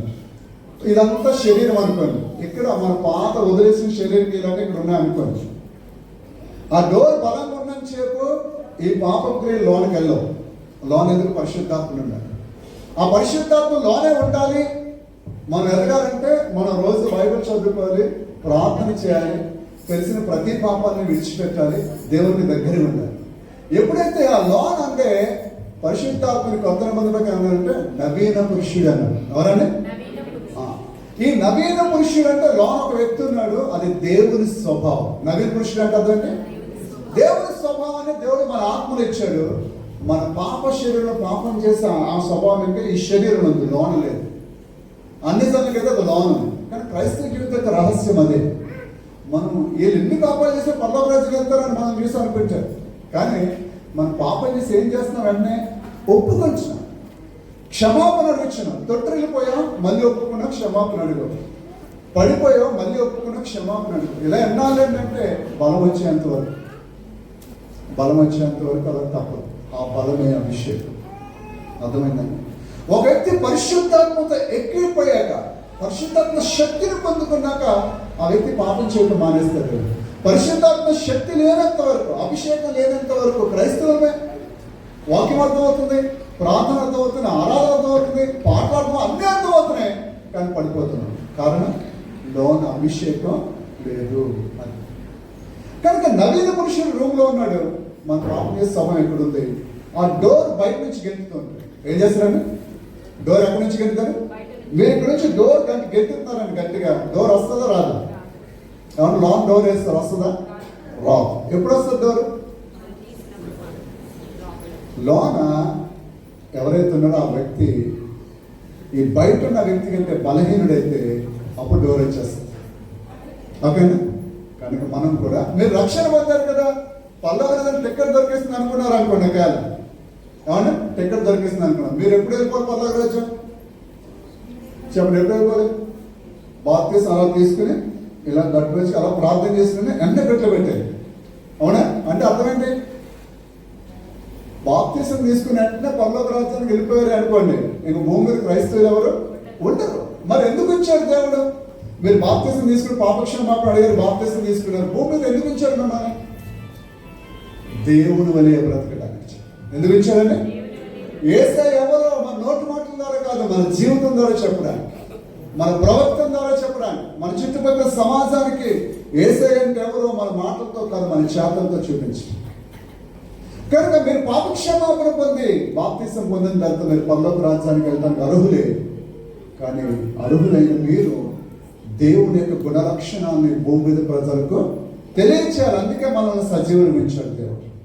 అయితే మనం ఎప్పుడు పాపం చేస్తా అంటే, లోనున్న నవీన పురుషుడు, పరిశుద్ధాత్మ స్వభావం కలిగిన వ్యక్తి లోన ఆత్మలో ఉన్నాడు కదా, ఆయన ఎప్పుడు బలహీనం అయిపోద్ది? ఆ నవీన స్వభావం అంటే ప్రార్థన మానేశారు, చర్చికి రావడం మానేశారు, బాప్తీసం తీసుకున్న బాప్తీసం డేట్ చెప్తారు, కానీ ఎప్పుడు బైబిల్ చదివారో చెప్పరు. నిజంగా చెప్పండి, బైబిల్ ఎప్పుడు చదివారు మీరు?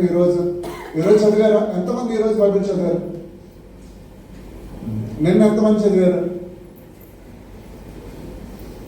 వారం రోజుల క్రితం బైబిల్ తీసుకున్న వాళ్ళు ఎంతమంది? అంటే మనం క్రైస్తవులమే కదా, ఏం చదవం? బైబిల్ చదవం. బట్ బైబిల్ చదవకపోతే దేవుని అభిషేకం ఎలా వస్తుంది? దేవుడు ఏమన్నాడు? నా మాట అగ్ని వంటిది కాదా అన్నాడు.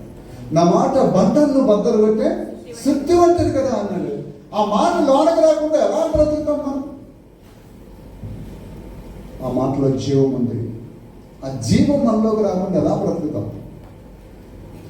కనుక మనం బలహీనం అయిపోతున్నాం. కనుక ఈ శరీరం నుండి స్వభావం మళ్ళీ మనం గెంటుకుంటూ మన హృదయంలోకి వచ్చేస్తుంది. అందుకే మనం పాపం చేసుకోవచ్చు. క్రైస్తవులు అంటే క్రైస్తవులమే, పరిశుద్ధులు అంటే పరిశుద్ధులమే, నీతిమంతులు అంటే నీతిమంతులమే. మనకు దేవునికి సమాధానం ఉంది, మనకు దేవునికి నిబంధన ఉంది. కానీ స్టిల్ ఇప్పటికి మనం ఏం చేస్తున్నాం? పాపం చేస్తున్నాం. ఎందుకు పాపం చేస్తున్నాం? లోన దేవుడు మనకి ఇచ్చిన రక్షణను భయముతో ఉనుకుతో కొనసాగించేంత ఆసక్తి లేదు. ఆసక్తి లేకుండా మనం కొనసాగిపోతున్నాం కాబట్టి బలహీనమైన క్రైస్తవులుగా మారిపోయాం. అందుకు పోరాటము. చెప్పనేది ఇప్పుడు పోరాటం. అర్థమైందండి? సో పరిశుద్ధాత్మ శక్తి కలిగిన వ్యక్తే ఈ శరీరం నుండి శరీర క్రియలతో పోరాడతాడు. అర్థమైందండి? ఇప్పుడు మనం పోరాడేది ఎవరితో? ఆకాశ మండలం ముందుండే దురాత్మ సమూహం. ఆ దురాత్మ సమూహాలు ఏం చేస్తాయంటే మన శరీరం నుండి శరీరేచ్ఛల్ని మన మీదకి ప్రేరేపిస్తాయి. అర్థమైందండి? ఈ శరీరం నుండే పాత జీవితం, సపోజ్ మీరు పాత జీవితంలో పాపం చేస్తూ బ్రతకారు, ఏసే దగ్గర వచ్చాం, మనం ఒప్పుకున్నాం, క్షమించాడు దేవుడు, ఆ పాపం నుంచి కడిగేసాం. ఇప్పుడు దేవుళ్ళు ఎదుగుతూ ఉంటే ఆ పాపం మీద జయం వస్తుంది. దేవుళ్ళు ఎదగకపోతే శత్రువు ఏం చేస్తుంటే విడిచిపెట్టిన ఆ పాపాన్ని మరలా చేయడానికి ప్రేరేపిస్తారు. ఆ విడిచిపెట్టిన చెడు వ్యసనాన్ని మరలా చేయడానికి ప్రేరేపిస్తారు. ఎందుకు? శత్రువు మన శరీరాన్ని మన మీదకి విరోధంగా లేపుతారు. ప్రధానమైన శత్రువుల్లో ఒక శత్రువు ఏంటంటే మన శరీరం. అర్థమైందండి? మన శరీరం. కనుక ముందు మనం పోరాటాల్లో ప్రాముఖ్యత పోరాడంటే మనం మన శరీరేచ్ఛలతో పోరాడాలి. చెప్పండి, దేంతో పోరాడాలి? శరీరేచ్ఛలతో పోరాడాలి. కొంతమంది మంచినీళ్ళు తాగినంతగా అబద్ధం ఆడేస్తారు. అన్నారు అబద్ధం ఆడారంటే అది నిజం అబద్ధమో తెలియనంతగా ఆడేస్తారు. ఎంత చక్కగా అంటే గోడ కట్టినట్టేస్తారు. అదేంటి? దైవ సంబంధం లక్షణమా, దైవ సంబంధం లక్షణమా? నన్ను అబద్ధం ఎక్కడి నుంచి వస్తున్నాను? ఏమన్నా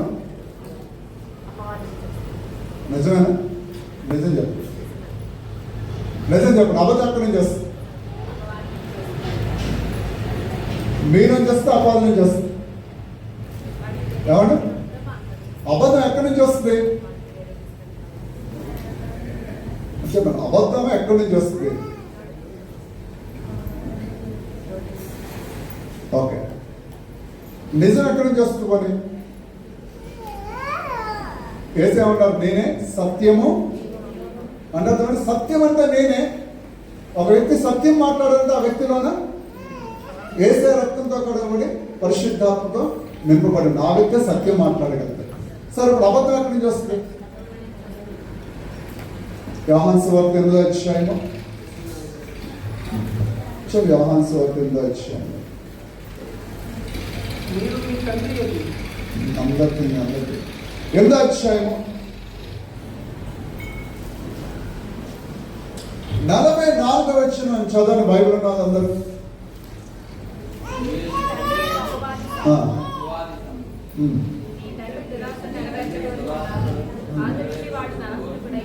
సత్యమందు నిలిచిన వాడు కాదు, వాని యందు సత్యమే లేదు. వాడు అబద్ధమాడినప్పుడు తన స్వభావం అనుసరించే మాట్లాడు. వాడు అబద్ధికుడు, అబద్ధములకు జనకుడై ఉన్నాడు. జనకుడు అంటే అర్థం ఏంటండి? తండ్రి. జనకుడు అంటే తండ్రి. వాడు ఎవడంట? సాతాను. అబద్ధికుడు, అబద్ధములకు జనకుడై. వాడు అబద్ధములకు తండ్రి. వాడు మాట్లాడినప్పుడల్లా వాడి స్వభావాన్ని అనుసరించే మాట్లాడతాడు. వాడంటే ఎప్పుడు మాట్లాడిన అబద్ధాలే మాట్లాడతాడు. వేసేవారు సత్యవంతుడు. అభిషేకం కొరకు మాట్లాడినప్పుడు ఇది మాట్లాడాలి. అబద్ధం ఆడే వాళ్ళకి అభిషేకం రాదు. చెప్పండి, ఒకరైనా క్వాలిఫై అవుతారా? ఒకరి మీద కానీ అభిషేకం వస్తుంది. అలా అయితే ఎందుకు అబద్ధం మాట్లాడానికి అలవాటు పడిపోతే అభిషేకం రాదు. ఇది స్పష్టంగా మీకు తెలియాలి. అర్థమైన అబద్ధం ఆడే వాళ్ళకి అభిషేకం ఉండదు. ఎందుకు? అబద్ధం ఎవరికి సంబంధం? సాతానికి సంబంధం. ఇప్పుడు మనం అబద్ధం ఆడాము.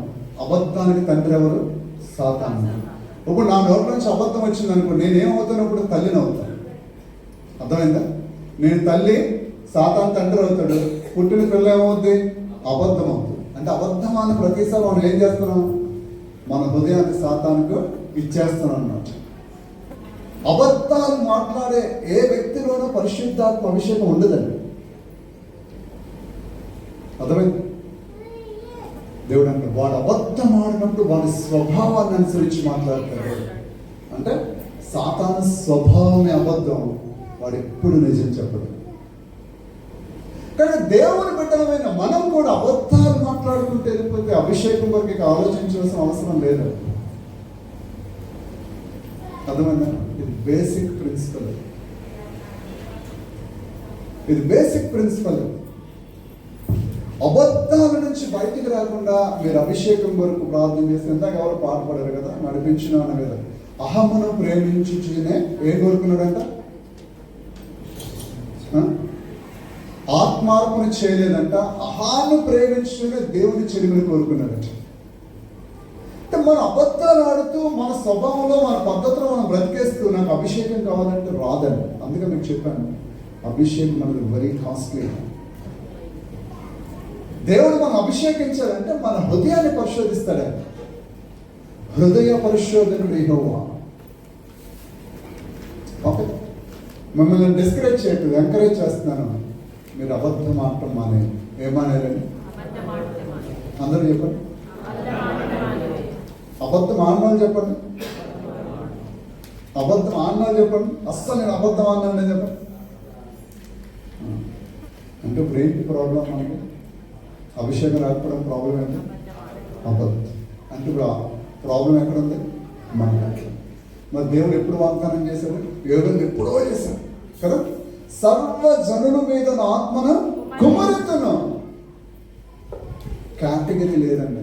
అదే చూడండి, పాత నిబంధనలు ఓన్లీ రాజులకే, యాజకులకే. కొత్త నిబంధనలో అందరికీ, అన్ని వయసుల వారికి, అన్ని తరగతుల ప్రజలకు పరిశుద్ధాత్మ అభిషేకం నిలిచి ఉంది.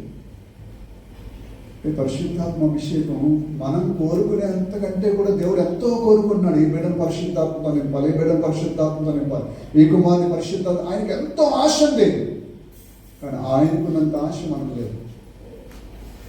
అందుకే మనం అభిషేకంతో నింపబడలేకపోతే. అభిషేకంతో నింపబడితే మనం చాలా వ్యత్యాసమైన వ్యక్తులు ఉంటామండి. చాలా వ్యత్యాసమైన వ్యక్తులు ఉంటాం. కనుక మీరు అభిషేక ఆరాధన కోరికలకు వచ్చినప్పుడు అట్లీస్ట్ ఇప్పుడైనా మీరు తెలుసుకోవాల్సింది ఏంటంటే, అబద్ధం ఆడుడు. యేసయ్య తండ్రి దేవుడు ఇశ్రాయేలుని తన ప్రజలుగా చేసుకున్నప్పుడు బాధపడుతున్న ఒక మాట అంటాడు, వీరు అబద్ధమాడనేరని పిల్లలని నేను వారికి తండ్రిగా ఉన్నాను అంటాడు. ఎందుకు తండ్రిగా ఉన్నాను దేవుడు? అబద్ధమాడనేరని పిల్లలనే వాళ్ళు తీసుకున్నాడు, కానీ వారు నా ఆత్మ నింపుడు సందడి చేసుకున్నారని బాధపడతారు దేవుడు. ఈరోజు మన కొరకు యేసయ్య రక్తం చెందించి ప్రాణాన్ని దారిపోసిన తర్వాత మనం కూడా ఇశ్రాయేలులోనే దారి తప్పిపోతుంచే పరిశుద్ధాత్మను దుఃఖిస్తాడని. మనం ఒక పక్కన పరిశుద్ధాత్ముడు దుఃఖకరమైన పనులు చేస్తేనే నువ్వు నన్ను అభిషేకించిన అంటే అర్థమైందా? కనుక అభిషేకం కావాల్సిన మనం పరిశుద్ధాత్మను దుఃఖపరచుకోవాలనటం మొట్టమొదట నేర్చుకోవాలి. అర్థమైంది? చూడండి, కొంతమంది పిల్లలు చాలా అలవాటు చేస్తారు ఇంట్లో. టీనేజ్ పిల్లలు వాళ్ళ అమ్మ ఏమన్నా ఉండే నాన్న ఏమన్నా ఏడితే ఏడుస్తారు, నాకు వ్యవస్థ ఇచ్చేయమంటారు. అర్థమైందా? అమ్మ పక్కన ఏడుస్తున్నా కూడా వాడు బండేసుకు వెళ్ళిపోతుంది. నాన్న ఏడుస్తున్న బాధ బండేసుకెళ్ళి, ఎందుకంటే వాడి కోరికలు తీరాలంతే. అమ్మ బాధపడుతున్నా, నాన్న బాధపడుతున్నారు, అన్నీ అనవసరం. వాడి ఫ్రెండ్స్తో తిరగాలి, లోన డబ్బులు పట్టుకుపోతుంది అంతే బండేసుకున్నాడు. ఎందుకు? వాడికి ఏడుస్తున్నారా బాధపడాలి అన్నీ అడగాల్సినది వాళ్ళ లోన కోరిక. మనం అలా ఉండకూడదు. ప్రభు నువ్వు ఎలా అనుకుంటూ నాకు మాత్రం అభిషేకం ఇచ్చాను అనుకో, దేవుడు అలా ఇవ్వడు. అర్థమైందా? అభిషేకానికి మనం సిద్ధపడాలంటే మొట్టమొదట మన హృదయాంతరంగాలలో మనం ఎవరో మనకు అర్థమైతే, ఎలా ఉండకూడదో మనకు తెలిస్తే తర్వాత అభిషేకం. ఒక అభిషేకం అంటే ఎలా అంటే, పిల్లలు బయట ఇసుకలు ఆడేసి ఆ గ్లాసు నిండా ఇసుక మట్టి అన్ని పోసుకొచ్చేసి, అమ్మ నాకు పాలు ఇందులో పోయమన్నాడు. పోస్తారా మీరు? ఎందుకు అలా ఏంటంటారు? ఏమైపోతారు? అలా తర్వాత అనారోగ్యం వచ్చి పాడైపోతారు. అందుకు అభిషేకం కదా. ఇప్పుడు మన విషయంలో కూడా అంతే. అభిషేకం ఎందుకు ఇవ్వట్లేదు అనుకున్నారు దేవుడు? సాతానికి అభిషేకం ఉందా లేదా? వాడు అసలు అభిషేకం కలిగినాడు బాబు, మనందరికంటే గొప్ప అభిషేకం కలిగినాడు. వాడు కెరూబు. వాడు అభిషేకింపబడిన కెరూబై కాలుచిన రాళ్ళ మధ్య నడిచినవాడు. ఎంతో అభిషేకం కలిగినాడు సాతాను. కానీ వాడు అభిషేకాన్ని ఏం చేశాడు? పాడు చేసి కాలి పనులకు ఉపయోగిస్తున్నాడు. అందుకే దేవుడు అభిషేకాన్ని అంత త్వరగా మనకి ఇవ్వడు. ఎందుకంటే అభిషేకం పొందిన తర్వాత మన కాలి పనులన్నీ చేస్తూ కూర్చుంటే దేవదూతలు దెయ్యాలుగా మారిపోయారు. ఏమైపోయారండి? మనం కూడా అంటే దేవుని బిడ్డలను దెయ్యాల బిడ్డలుగా మారుతాం.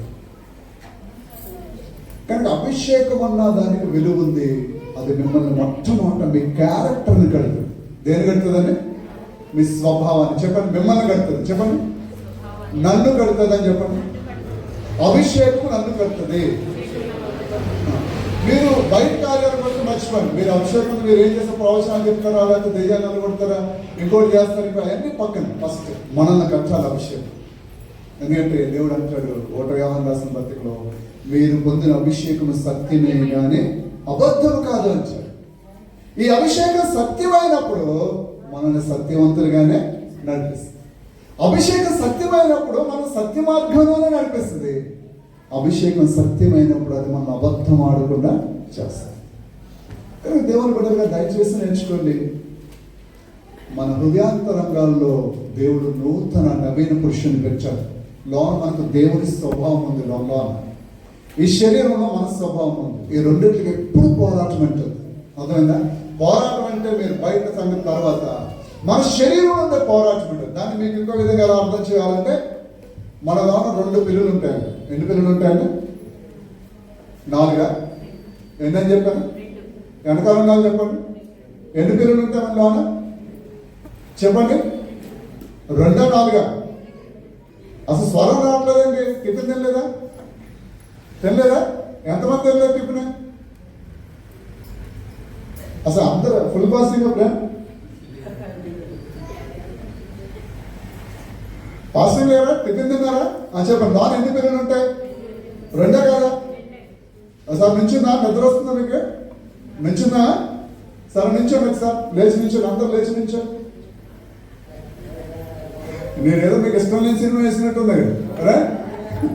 ఈ పాత సినిమా ఏం చెప్తా ఉన్నట్టు ఉంది. సార్ నుంచోండి అందరూ. సార్ అందరు చేతులైతే హల్లెలూయా చెప్పండి. అందరూ థ్యాంక్ యూ లార్డ్. ప్రభువానికి వందనాలు. స్తోత్ర.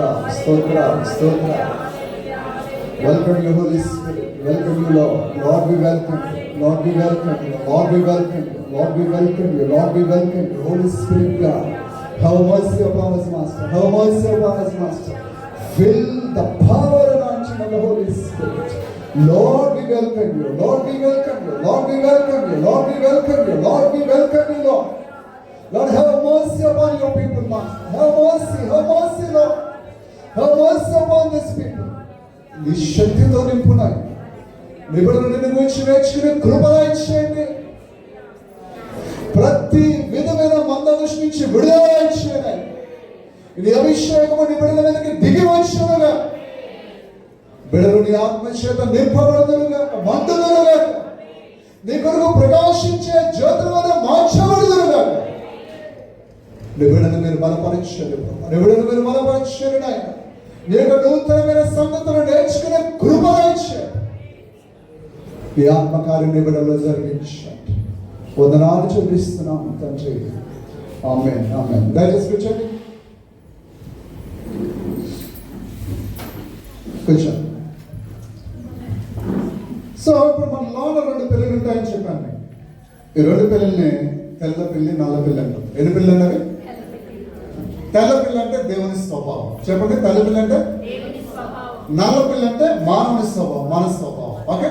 ప్రతిరోజు మీరు ఉదయం లేచింది మొదలుకొని రాత్రి పడుకునేంత వరకు మన స్వభావానికి దేవుని స్వభావానికి మన మైండ్లో బ్యాటిల్ జరుగుతుంది, యుద్ధం జరుగుతుంది. అంటే ఈ పని ఏమో మనమేమో మన ఇష్ట ప్రకారం చేద్దాం, దేవుడేమో ఆయన వాక్య ప్రకారం చేయమని.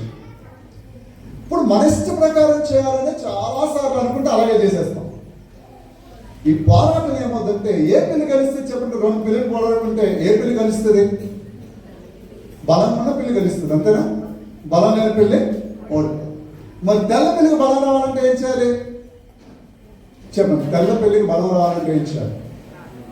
తెల్ల పిల్లికి బలం రావాలంటే మీరు ప్రతిరోజు ప్రార్థన చేయాలి, వాక్యం చదువుకుని మీకు మీరు ఆరాధన చేయాలి. మీరు ప్రభువుతో ఉండడానికి ఇష్టపడితే, ఆసక్తి కలిగి ఉంటే మీరు ఆత్మలో ఎదుగుతారు. మీరు ఆత్మలో ఎదిగితే ఏమవుతుందంటే తెల్లపిల్లి బలంగా ఉంటుంది, అంటే దేవుని స్వభావం బలంగా ఉంటుంది, మానవ స్వభావం బలహీనమైంది. అప్పుడు ఏం చేస్తామంటే మనం అన్ని విషయాల్లో దేవుని చిత్తమే చేస్తాం. ఇక సాతాను చిత్తాన్ని చేయడానికి ఇష్టపడం, దేవుని చిత్తమే చేస్తాం. మన చిత్తం చేయడానికి ఇష్టపడం. అప్పుడు మనం జయ జీవితం కలిగిన క్రైస్తవులు ఉంటుంది. ప్రతి దాంట్లో జయం ఉంటుంది, కుటుంబంలో నెమ్మది ఉంటుంది, కుటుంబంలో సమాధానం ఉంటుంది, మనం ఏం చేసినా సంతోషం ఉంటుంది. ఎప్పుడంటే దేవుని చిత్తం చేస్తున్నాం. అలా కాదు, మీరు ప్రార్థన చేసుకోవటం, వాక్యం జరుగుతుంటారు. వారానికి ఒకసారి ఇక్కడ వాక్యం వింటున్నారు, మళ్ళీ 6 రోజులు వేస్ట్ వచ్చిన బ్రతుకుతారు. ఎలా ఉంటుంది? 6 రోజులు అన్నంతం లేనివాడు కానీ 7 రోజులు అన్నంతం లేనివాడు తేడా ఉంటుందా? ఏమంటే మీరు 6 రోజులు అసలు దేవుని కోసం పట్టించుకోవట్లేదు. సన్నిధికి వచ్చినప్పుడు మాత్రం 7వ రోజు దేవుని వాక్యాలు వింటున్నారు, మళ్ళీ వెళ్ళిపోతారు. బలమైన క్రైస్తవులు ఉంటారా, బలహీనమైన క్రైస్తవులు ఉంటారు? కనుక అప్పుడు ఏం చేస్తారు? 6 రోజులు మీ చిత్తమే చేస్తారు. కనుక నల్లపిల్లి గెలిచేస్తారు. ఈ నల్లపిల్లి గెలవడం, తెల్లపిల్లి గెలవడం ద్వారానే క్రైస్తవ జీవితం ఆధారపడచ్చు. అయితే మన చిత్తం అన్నా చేయాలి, లేకపోతే దేవుని చిత్తం అన్నా చేయాలి. ఇప్పుడు దేవుని అభిషేకం దేనికంటే మనం మన చిత్తం చేయకుండా దేవుని చిత్తం చేయడానికి దేవుని ఆత్మ ఏం చేస్తాడంటే సహాయం చేస్తాడు. అభిషేకం అంటే ఏంటి? దేవుని శక్తి. చెప్పండి ఏంటది? దేవుని శక్తిని పొందుకుంటే దేవుని చిత్తం చేస్తాం. దేవుని శక్తి మన దగ్గర లేదు, మన చిత్తం చేసుకుంటాం. అబద్ధం ఆడితే ఏమంటే అందరూ ఆడుతున్నాం, మనం ఆడుతున్నాం, ఆయన గొప్ప అని కామన్ అంటారు. ఎందుకంటే అందరూ చేసినట్టే మనం చేయడానికి ఇష్టపడుతుంది, అందరూ మాట్లాడినట్టే మనం మాట్లాడడానికి ఇష్టపడుతుంది, అందరూ ప్రవర్తించినట్టు మనం ప్రవర్తిస్తాం. కామన్ అంటే మనలోన అభిషేకము లేదు. కానీ దయచేసి ఇది బోధ. మీకు ఎందుకు ఈ బోధ చేస్తానంటే మీరు అపోస్తులకి సంఘం. ఏ సంఘం అండి అంటే అర్థం ఏంటి? అపోస్తల బోధ ఎందును. మరి అపోస్తల బోధ ఎందు ఉన్నప్పుడు అపోస్తల బోధలో తేడా వస్తే ఏమైపోతారు? వెళ్ళిపోతారు. ఏమైపోతారు? అననీయ సప్ఫేరు ఏం అయిపోయారు? చెప్పండి. అననీయ సప్ఫేరు ఏమైపోయారు? బతికారు, చనిపోయారు. ఎందుకు? అబద్ధం ఆడుకొని చనిపోయారంట అపోస్తల బోధలు. ఏంటండి? పాపం చేశా? ఏంటి? పాపం చేసి కాదు. మరి అపోస్తలిక సంఘం అంటే మామూలు సంఘం కాదు. అర్థమవుతుందా? చాలా జాగ్రత్తగా ఉండాలి. ఏమి అందుకే మీకు అపోస్తలిక బోధ చెప్తున్నాను. అర్థమైందా? సో మీరు క్యారెక్టర్లో కట్టుబడాలి. అది అపోస్తలుల బోధ అంటే. ఎందులో కట్టుబడాలి? క్యారెక్టర్. మీ స్వభావం సరిచేయబడాలి. మీ స్వభావం సరిచేయబడితే ఆశీర్వాదాలు ఆటోమేటిక్గా వస్తాయి. అపోస్తలుల బోధ ఎంచేపు వారు మీ దుష్టత్వం నుంచి మళ్ళీ దేవుని వైపు తిరగండి, దేవుడు మిమ్మల్ని ఆశీర్వదిస్తాడు. అదే బోధ. మన లోనున్న మన ప్రాచీన స్వభావాన్ని విడిచిపెట్టాలి. దేవునికి ఏది సంతోషం, దేవునికి ఏది ఇష్టం, మనం ఎలా బతికితే దేవుడు సంతోషిస్తాడు, వాటి మీద దృష్టి పెట్టాలి. దేవుడు వాక్యం చెప్తుంది కదా, నా నీతిని నా రాజ్యాన్ని మొట్టమొదట వెతకండి, అప్పుడు మీకు అవసరం అండి. అదే అపోస్తలిక బోధ అంటే, అదే అభిషేకం అంటే. ఎవరు వెతుకుతారు? లోన ఆశ ఉన్నవాడు వెతుకుతాడు దేవుని నీతిని, దేవుడి రాజ్యాన్ని. లోన ఆశ ఉన్నవాడు వెతుకుతాడు. ఆశ ఉన్నవాడు వెతకడు, ఎప్పుడు తన కోసం వెతుకుంటాడు. అభిషేకం ఎవరికి ఇస్తాడంటే దేవుడు కొడుకు బ్రతకాలని ఆశ కలిగినకి ఇస్తాడు. స్వార్థ పనులకి ఇవ్వడు. ఎవరు కూడా స్వార్థంతో నేనేదో నిరూపించుకోవాలి, నేనేదో గొప్పని, నేనేదో చూపించుకోవాలంటే వారికి అభిషేకం ఉండదు. నా దేవుని కొరకు నేను ఏదైనా చేయాలి, నా దేవుని కొరకు నేను బ్రతకాలి, నా దేవుని నామని హెచ్చించాలని ఎవరికైతే ఆశలు ఉంటాయో వారిని అభిషేకిస్తారు. కనుక అభిషేకం అందరికీ కావాలంటే నాకు అవసరం లేదు లేని అంటే సరిపోం. ఎందుకంటే మనం పోరాడేది దురాత్మ సమూహాలు.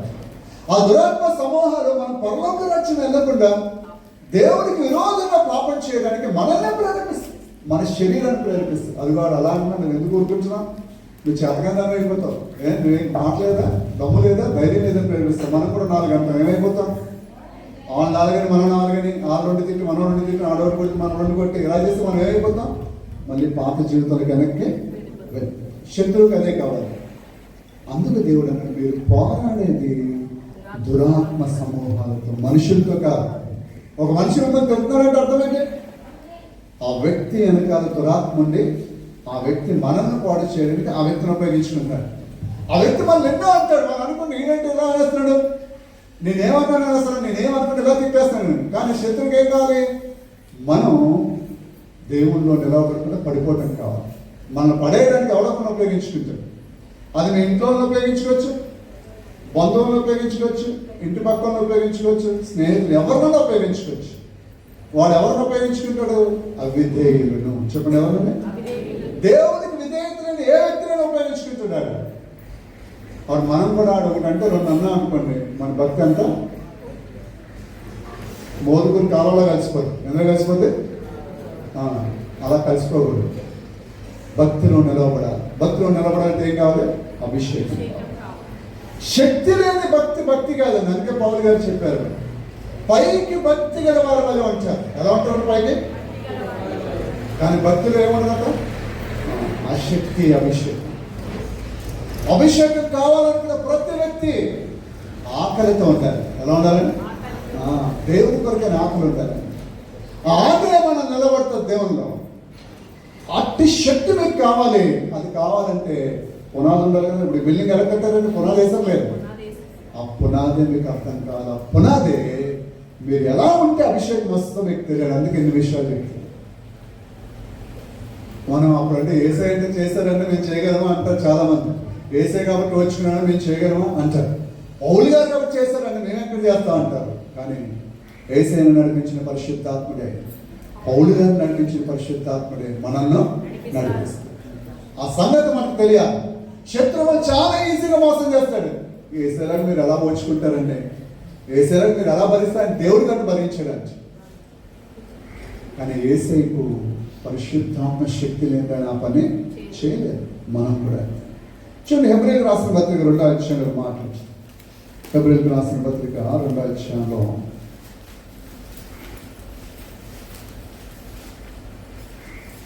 9వ వచనం చూడండి. దేవుని కృప వలన ఆయన ప్రతి మనుష్యుని కొరకు మరణం అనుభవించినట్టు. చాలా అంటే ఇక్కడ యేసయ్య మనందరి కొరకు మరణం అనుభవించాలంటే ఆయనకి ఏం అవసరమైంది? ఏమవసరమైందండి? దేవుడి కృప. మీరు చదివారు అక్కడ, మళ్ళీ మర్చిపోతారు. చెప్పండి, యేసయ్య అందరి కొరకు మరణించడానికి యేసయ్యకి ఏం అవసరమైంది? అందరు చెప్పండి, దేవుడి కృపని. అందరు గట్టిగా చెప్పండి, దేవుని కృప అంటే ఏంటి? కృపకు మూలమగు వాడు పరిశుద్ధాత్మ. చెప్పండి, ఎవరు పరిశుద్ధాత్ముడు? ఎవరు? కృపకు మూలమగు వాడు పరిశుద్ధాత్ముడు. ఆ పరిశుద్ధాత్ముడు కృపనిచ్చారు కాబట్టి యేసయ్య అందరి కోసం మరణించారు. మనం కూడా అంటే మనకు వ్యతిరేకులు, మనకు శత్రువులు, మనతో పోరాడేవారు అందరి విషయంలో మనం మరణించి జయించాలంటే మనకు కూడా ఏం కావాలి? దేవుని కృప కావాలి. ఆ కృపే దేవుని అభిషేకం. అందుకే కృప అంటే ఏంటి? మనం చేయలేనిది దేవుని శక్తి చేత చేసింది. అది దేవుని బలం. కనుక ఆ కృప ద్వారా మనం చేయగలము. ఆ కృప ఎవరికి ఇస్తా అని చెప్పాడు దేవుడు? దీనులకు కృప అనుగ్రహించేవాడు. చెప్పండి, ఎవరికి అనుగ్రహించబడుతుంది? అహంకారులను ఎదిరించే దేవుడు. ఎవరిని ఎదిరిస్తాడు దేవుడు? గర్వం ఉండే వారిని, అహంకారులను ఆయన ఎదిరిస్తాడు. ఎవరికి కృపిస్తారు? దీనులకు కృపించే దేవుడు. కనుక దయచేసి మీకు అభిషేకం కావాలి, ప్రతిరోజు కావాలి. చెప్పండి, అభిషేకం నాకు ప్రతిరోజు కావాలి. చెప్పండి, అబ్బాయి వాయిస్ రావాలి. మళ్ళీ చెప్పండి, మధ్యాహ్నం భోజనాలు ఉన్నా లేవా? ఉన్నా పెడతారంటే భోజనాలు మంచి శుభవార్త మీకు. గట్టిగా చెప్పండి, ప్రతిరోజు అభిషేకం నాకు కావాలి. ఆకలి ఉన్నవాడిని దేవుడు అంటాడు. ఆకలి కన్నా వాడిని తృప్తిపరిచే దేవుడు అంటాడు. ఆకలి నుంచే మీరు దేవుణ్ణి ఎదుగుతారు. ఈరోజు మనం దేవుణ్ణి మహిమపరచాలని ఆశ లేదనుకోండి. తల్లిదండ్రులు కొంతమంది బాధపడతారు, చూసారా, నేను కన్నా కానీ ఉపయోగం లేదురా, అసలు నాకు పిల్లలు లేకపోతే బాగుందని చాలా మంది అంటున్నారు. ఈ విధంగా అన్నారు. కారణం ఏంటి చెప్పండి? ఆ పిల్లలు తల్లిదండ్రుల్ని బాగా విసిగిస్తున్నారు, బాగా కష్టపడుతున్నారు.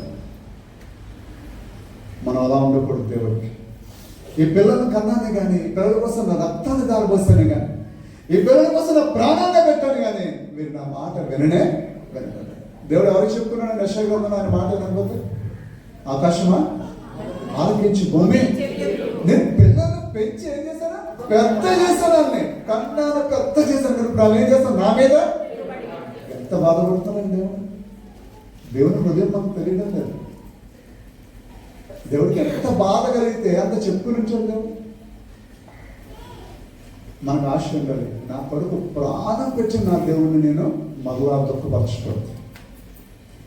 నా కొడుకు ప్రాణం పెట్టేంత ప్రేమ ఉన్న దేవుడిని నేను మరలా గాయపరచకూడదు. అది ఉన్నప్పుడు మీరు ఎదుగుతారండి ఆత్మలో. అయితే ఇలాగ మీరు కొడుకుతో చెల్లిపోవటం కాదు. మీరు వస్తే ఏదో ఒకటి తీసుకెళ్ళాలి ఇక్కడి నుంచి. అర్థమైనా? మీరు రేషన్ షాప్కి ఎందుకు వెళ్తారు? చూసి వచ్చేదానికి ఆయన అలా ఉండాలి. వచ్చి బాగానే ఉన్నప్పుడు ఫోటో తీసుకుంటా అంటారా? ఏమంటారు చెప్పండి? రేషన్ తెచ్చుకుని వస్తారు. అవునా? అంటే వెళ్ళి వట్టి చెట్లు దగ్గర ఏం తీసుకెళ్తారు? వచ్చినప్పుడు చర్చికి వచ్చినప్పుడు ఎలా ఉండాలి? మీరు ఖాళీ పాత్రగా వచ్చారు, అభిషేకంతో నింపబడి వెళ్ళాలి. దేవుని సన్నిధిలో సంపూర్ణ సంతోషము ఉంది. ఆయన ఆనంద ప్రవాహంలోని మనం త్రాగిస్తాడు. కనుక ఆ దేవుని సన్నిధిలో సంతోషాన్ని మనం పొందుకునేలాగా ఆశతో రావాలి. అందుకే దేవుని బిడ్డలుగా మనకు ఆత్మ సంబంధమైన ఆకలి ఉండాలి. చెప్పండి, ఏముండాలి? ఆత్మ సంబంధమైన ఆకలి.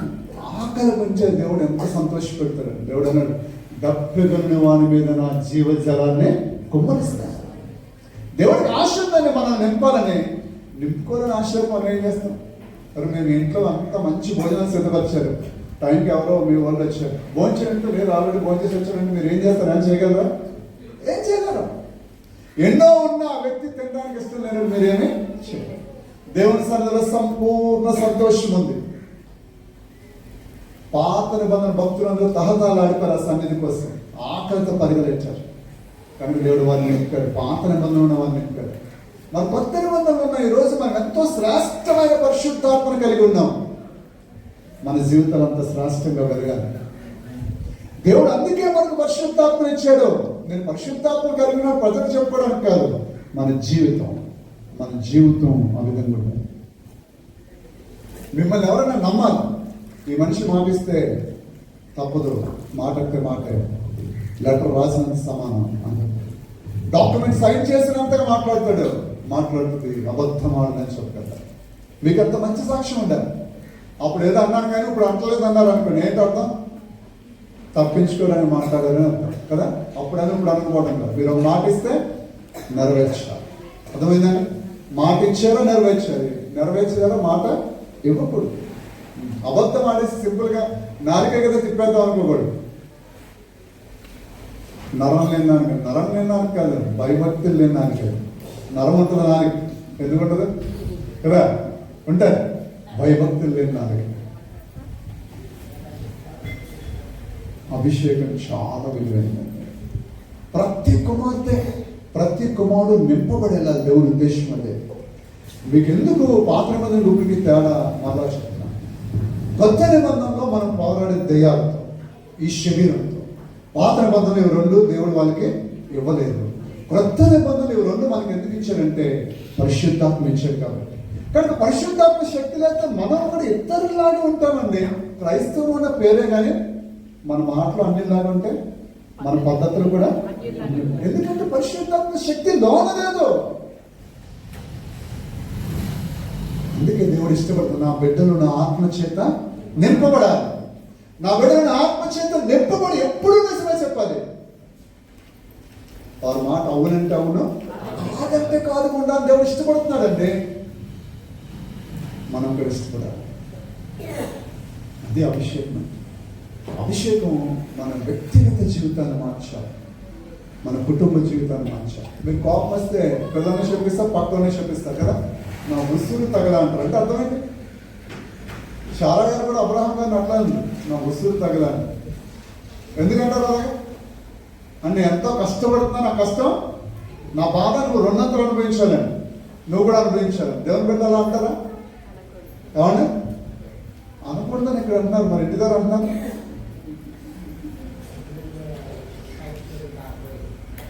అభిషేకం అంటే అది. మనం ఎంత కష్టపడుతున్నా, మనం ఎంత బాధపడుతున్నా ఓర్చుకునే కొరకు ఉంటుంది అభిషేకం. ఏముంటుందని? ఒక వ్యక్తిని శపించకుండా, ఒక వ్యక్తిని తిట్టకుండా అభిషేకం ఏం చేస్తుంటే మనం ఆపుతుంది. అభిషేకం మన క్యారెక్టర్ని బిల్డ్ చేస్తుంది. మన వ్యక్తిగత జీవితాల్లో దేవునితో నిలబెట్టేది అభిషేకం. కానీ దయచేసి నేర్చుకుంటే శ్రేష్టమైన సంగతులు అభిషేకం ఉంటుంది. అభిషేకం కలిగిన వ్యక్తి, దేవుడు అంటాడు సామెతల్లో, నీతిమంతుడు సింహం వలె ధైర్యం. ఆ ధైర్యం ఎక్కడి నుంచి వస్తుంది? గర్జించి సింహంగా సాతాను తిరుగుతున్నప్పుడు మనం సింహంగా నిలబడాలంటే మన శక్తి ఎలా నిలబడతాం? పరిశుద్ధాత్మ అభిషేకం అంటే మనం కూడా నిలబడతాం. అవునా? సింహాన్ని సింహం నీకుంటుంది, ఇంకోటి నీకోగలుగుతుందా? నీకోలేదు. గర్జించి సింహంగా సాతాను తిరుగుతున్నప్పుడు అదే సింహానికి మనం ఎదురు నిలబడాలంటే పరిశుద్ధాత్మ శక్తి మనలో ఉంటేనే మనం నిలబడగలం. అందుకు అభిషేకం కావాలి, అది తప్పదు. క్రైస్తవులు అన్నం లేకపోయినా బ్రతకచ్చు, కానీ అభిషేకం లేకపోతే బ్రతకలేదు. ఆ సంగతి ఎప్పటికీ జ్ఞాపకించుకోవాలి. అందుకే పాత నిబంధన భక్తులు సొరంగాల్లో బ్రతికారు, అడవుల్లో బ్రతికారు, మేక చర్మాలు వేసుకున్నారు, గొర్రె చర్మాలు వేసుకున్నారు, దిగంబరగా బతికారు, కానీ అభిషేకం కలిగి బతికారు. విశ్వాసం అంటారు, విశ్వాసం వరకు మాట్లాడతారు. వారికి లోకము యోగ్యమైనది కాదు అంటారు. కారణం ఏంటంటే వారు అభిషేకం.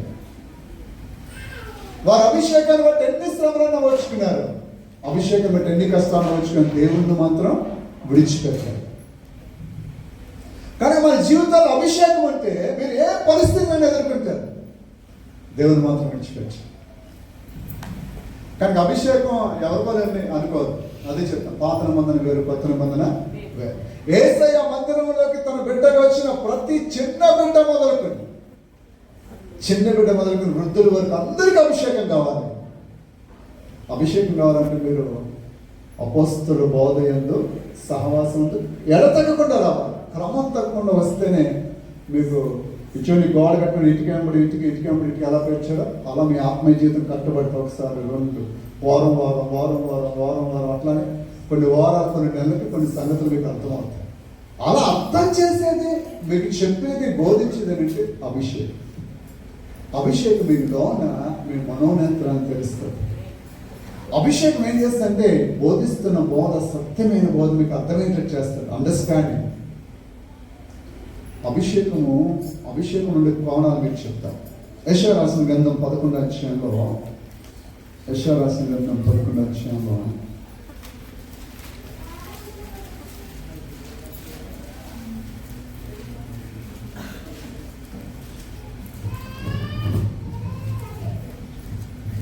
2వ వచనం చూడండి.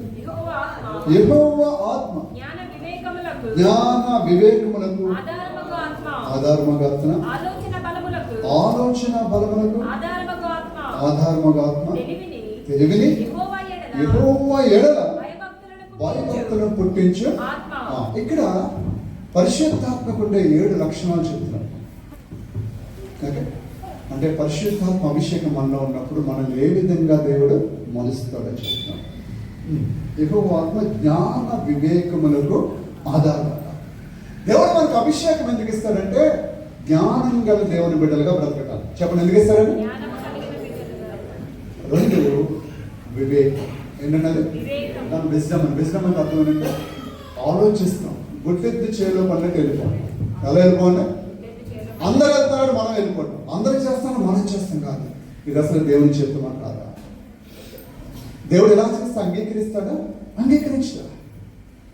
నా బ్రతుకు సరిగానే ఉందా లేదా? దేవుని వాక్యంతో మన జీవితాన్ని పోల్చి చూసుకోవటమే వివేకం. అర్థమైంది? మిగిలిన చేస్తే చేయనివ్వండి, మీరు చేయకూడదు. అలా చేయకుండా ఉండాలంటే అభిషేకం మీకు ఉండాలి. ఈ అభిషేకం మీకు ఏం బోధిస్తుందంటే థింక్ చేస్తారు. ఏదైనా పని చేస్తే ముందు 2-3 సార్లు ఆలోచిస్తారు. అందరూ చేస్తే కానీ మీరు చేయరు. ఎందుకంటే లోన అభిషేకం మీకు బోధిస్తుంది వెళ్తున్న మార్గం రాంగ్. జ్ఞాన వివేకం కదా. అంటే మీరు అభిషేకం పొందంటే మీరు జ్ఞానవంతులు ఉంటారు, 2 వివేకం కలిగిన వారు ఉంటారు. అంటే ఈజీగా ఎలాంటి వ్యక్తి చేసే బురుల్లో పడిపోరు. ఈజీగా మిమ్మల్ని ఎలాంటి వ్యక్తి మోసం చేయలేడు. మీరు మోసపోతున్నారు, ప్రతిసారి నష్టపోతున్నారంటే అర్థం ఏంటంటే వివేకము లేదని అర్థం. ఆ వివేకం ఎలా వస్తుంది? అభిషేకం ద్వారా వస్తుంది. ఎలా వస్తుందని?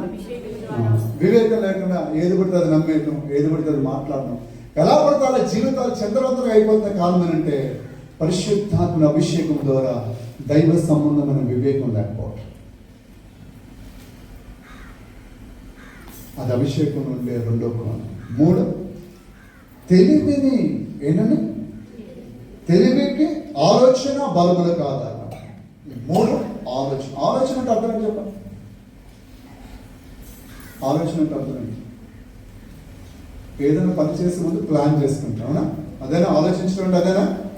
మీరు పడుకున్నప్పుడు ఆలోచించుకోండి, రేపు సంగతులు ఏం చేయాలి, అలా చేయాలి, లేదా పలానా చోటుకారు అలా చేయాలి. ఆలోచన మానవ సంబంధమైన ఆలోచన వేరు, దైవ సంబంధమైన. దేవుడు అన్నాడు ఆలోచనకర్తలు అనేక మంది ఉండుట రక్షణకరము అన్నాడు. అంటే మనం ఆలోచన సరిపోతుంది ఒక పని చేయడానికి. ఎక్కడికి వెళ్ళాలి? దేవుని సన్నిధికి వచ్చి పాస్టర్ గారి దగ్గర ఎలా చేద్దాం అనుకున్నాం, ఎలా చేయాలనుకున్నాం, ఎలా చేస్తే బాగుంటుంది? దైవ సంబంధమైన ఆలోచనలు తీసుకోవచ్చు. అభిషేకం ఏంటంటే ఒకరు చెప్తే నేను ఇదేంటి నాకు తెలీదా, నేను చేసేస్తాను, నువ్వు చేసేస్తా కాదు. దైవ సంబంధమైన వ్యక్తుల ద్వారా ఆలోచన తీసుకోవడం ద్వారా మనం నష్టపోకున్నట్టు. ఆలోచన పరిశుద్ధాత్మ ద్వారా రావాలి. ఇప్పుడు దావీదు గారు వచ్చారండి, ఆయన ఆలోచించారు, నేను దేవుడి మందిరం కట్టాలనుకున్నాను. నాతాన్ గారు ఇంకేం ఆలోచించలేదు, అన్ని ప్రవర్తించలేదు అని ఇష్టం నివర్ధనం చేశాను. కానీ నాతాన్ గారు ఇంకేలేదు. నాతాన్తో దేవుడు మాట్లాడు, అయ్యా దావీదు చేత కట్టించడానికి నేను కట్టించి తన కుమారుని ఇస్తాను, తను కడతాడని చెప్పాను. ఇప్పుడు ఎవరిచ్చారు ఆలోచన? మళ్ళీ నాతాన్ అనిపించి అలా కాదయా, దేవుని చిత్తం అది కాదు, దేవుని చిత్తం లేదు. అంటే మనం ఒకటి చేద్దాం అనుకుంటాం, మనం ఆలోచించి అది దేవుని చిత్తానుసారంగా చేయాలంటే మనకు దైవ సంబంధమైన ఆలోచన ఉండాలి. అభిషేకం అంటే అభిషేకం అంటే మీరు చప్పట్లు కొట్టు, అన్ని భాషలు మాట్లాడే ఎగరా ఎన్ని పక్కన పెట్టారు. అభిషేకం అంటే మీరు ఆ స్థాయి ఆలోచన కార్యాలు, క్యారెక్టర్ కావాలి. అర్థమైందా? అభిషేకం క్యారెక్టర్ బిల్డ్ చేస్తుంది, మనుష్యుని పెంచాలి. దైవ సంబంధమైన ఆలోచనతో నింపబడిన మనుషులు ఉండాలి. అభిషేకం బోధిస్తుంది. చెప్పండి, అభిషేకం ఏం చేస్తుంది? బోధిస్తుంది. మనం ఎలా బ్రతకాలో బోధించేది అభిషేకం. ఆలోచన ఉంటుంది. తర్వాత ఆలోచన బలములకు ఆధారముగా. బలం అంటే మన బలం కాదు, దైవ బలం. ఏ దైవం తెచ్చేస్తున్నాం అని అంటారు చాలా మంది. నా బలము దేవుడే. చెప్పలేదు కీర్తనగా చెప్తాడు, మనకు బలమై ఉన్న యాకోబు దేవుని స్తుతించినని చెప్తాడు 85 కీర్తన. అంటే అటువంటి మన బలం ఎవరు? కూడా దేవుడు. చాలాసార్లు ఏడ్ చేస్తారు కదా స్త్రీలు, ముఖ్యంగా చాలా ఏడ్ చేస్తారు, నాకు ఏం లేదని, ఏ బలం లేదని, ఆ లేదని, నేను లేదు నాకు. కానీ దేవుడు ఏమన్నాడు? పరిశుద్ధాత్ముడే మన బలం, నా దేవుడే నా బలం అంటాడు. దావీదు గారు అంటాడు, ఆయనే నా బలము, నా కాళ్ళను లేడి కాళ్ళ వల్లే చేస్తాడు. దేవుని బలం అభిషేకం. శాంసన్ కదా కదా, దేవుని ఆత్మ అభిషేకించిన వెంటనే బలవంతుడు. అలా చాలా మంది పాత మందులు దావీదుని అభిషేకించిన దేవుని బలమైన ఆత్మ దిగొచ్చిందండి. సౌలు మీద కూడా దేవుని బలమైన ఆత్మ దిగొచ్చాడు, తను కార్యం చేశాడు. అంటే అభిషేకం ఏముంది? దేవుని బలం. చెప్పండి, దేవుని బలం. దేవుని బలంతో బ్రతకాలి, మన బలంతో కాదు. క్రైస్తవులు మన బలంతో బ్రతికి ఇతరులతో దెబ్బలాడతాం. బలం అంటే మీకు తెలియాలంటే తేడా.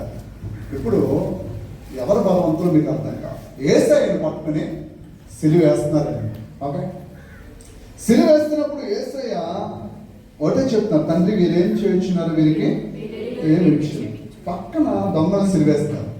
అలా సిలువ మీదకి రావడానికి ఇష్టపడలేదా? ఆ సిలువ వేసిన తెగ తిరుగుతారు. అలాగని ఎలాగని సైనికులుగా అలవాటే, తిడతారు, బూతులు తిడతారు, శపిస్తారు. ఎందుకంటే చచ్చిపోతున్నాడు కదా దొంగ, సిలువ వేస్తే చచ్చిపోతాడు కదా. వాడు సిలువ వేయడానికి ఇష్టపడి పారిపోతున్నాడు, సిలువ చేతులు మనకి ఇవ్వట్లేదు, తిడతాను. ఇప్పుడు ఎవరు బలవంతులు చెప్పండి? సిలువ వేయించుకోలేని తిడుతున్న ఆ దొంగల బలవంతుల, క్షమించు అని చెప్పి మౌనంగా సిలువ వేయించుకొని వేసే బలవంతులు. ఎందుకు? దేవుని కృప వలన ఆయన మరణించడానికి వెళ్ళారు కనుక దేవుని కృప ఉంటే అది బలము. దేవుని కృపను ఇంకో మాటలో బలం అని చెప్పొచ్చు, దేవుని బలం అని. ఆ బలం ఏం చేస్తుంది? తను హింసిస్తున్న వారిని సైతము క్షమించేంత శక్తినిచ్చింది. అది బలం అంటే. పరిశుద్ధాత్మ బలం ఏం చేస్తుంటే మనం ఓడ్చుకునేటట్టు చేస్తుంది. నేను విసిగిపోయానని జీవితం అంటారు. ఎంత జీవితం అంత విసిగిపోతే అలాగా? మీ జీవితం ఎంతైనా అంత విసిగిపోయారు? పాతమంది ఎంతకాలం బతికారు మనుషులు? 500, 600, 900. ఒకవేళ దేవుడు కాదా గమని నీకు 900 సంవత్సరం ఇచ్చాను, నేను ఏం చేస్తారు మీరు?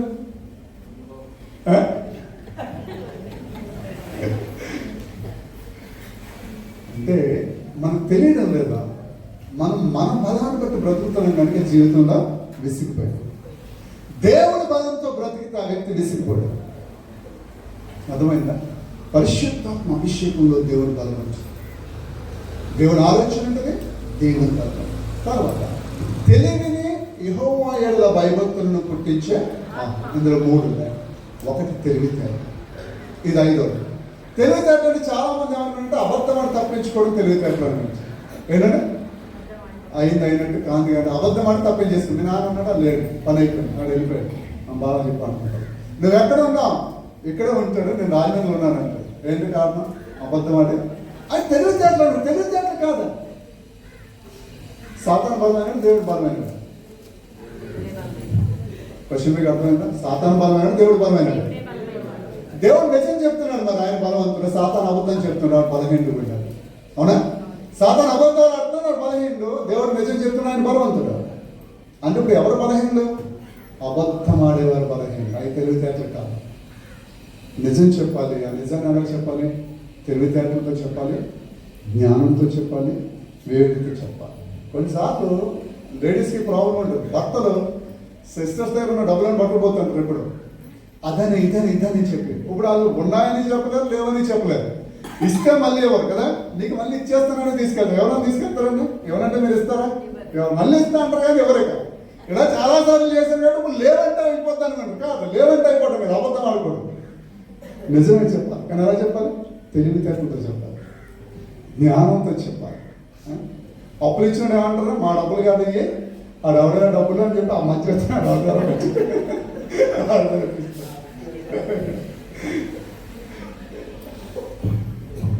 దేవుని ఆత్మని మనల్ని అమాయకులుగా చేయలేదు. ఎప్పుడు ఇతర వ్యక్తులకి మనం ఈజీగా దొరికిస్తే చేయడు. దేవుడు మన సింహాలు అంటున్నాడు, పిల్లలు కాదు మనం. అర్థమైందండి?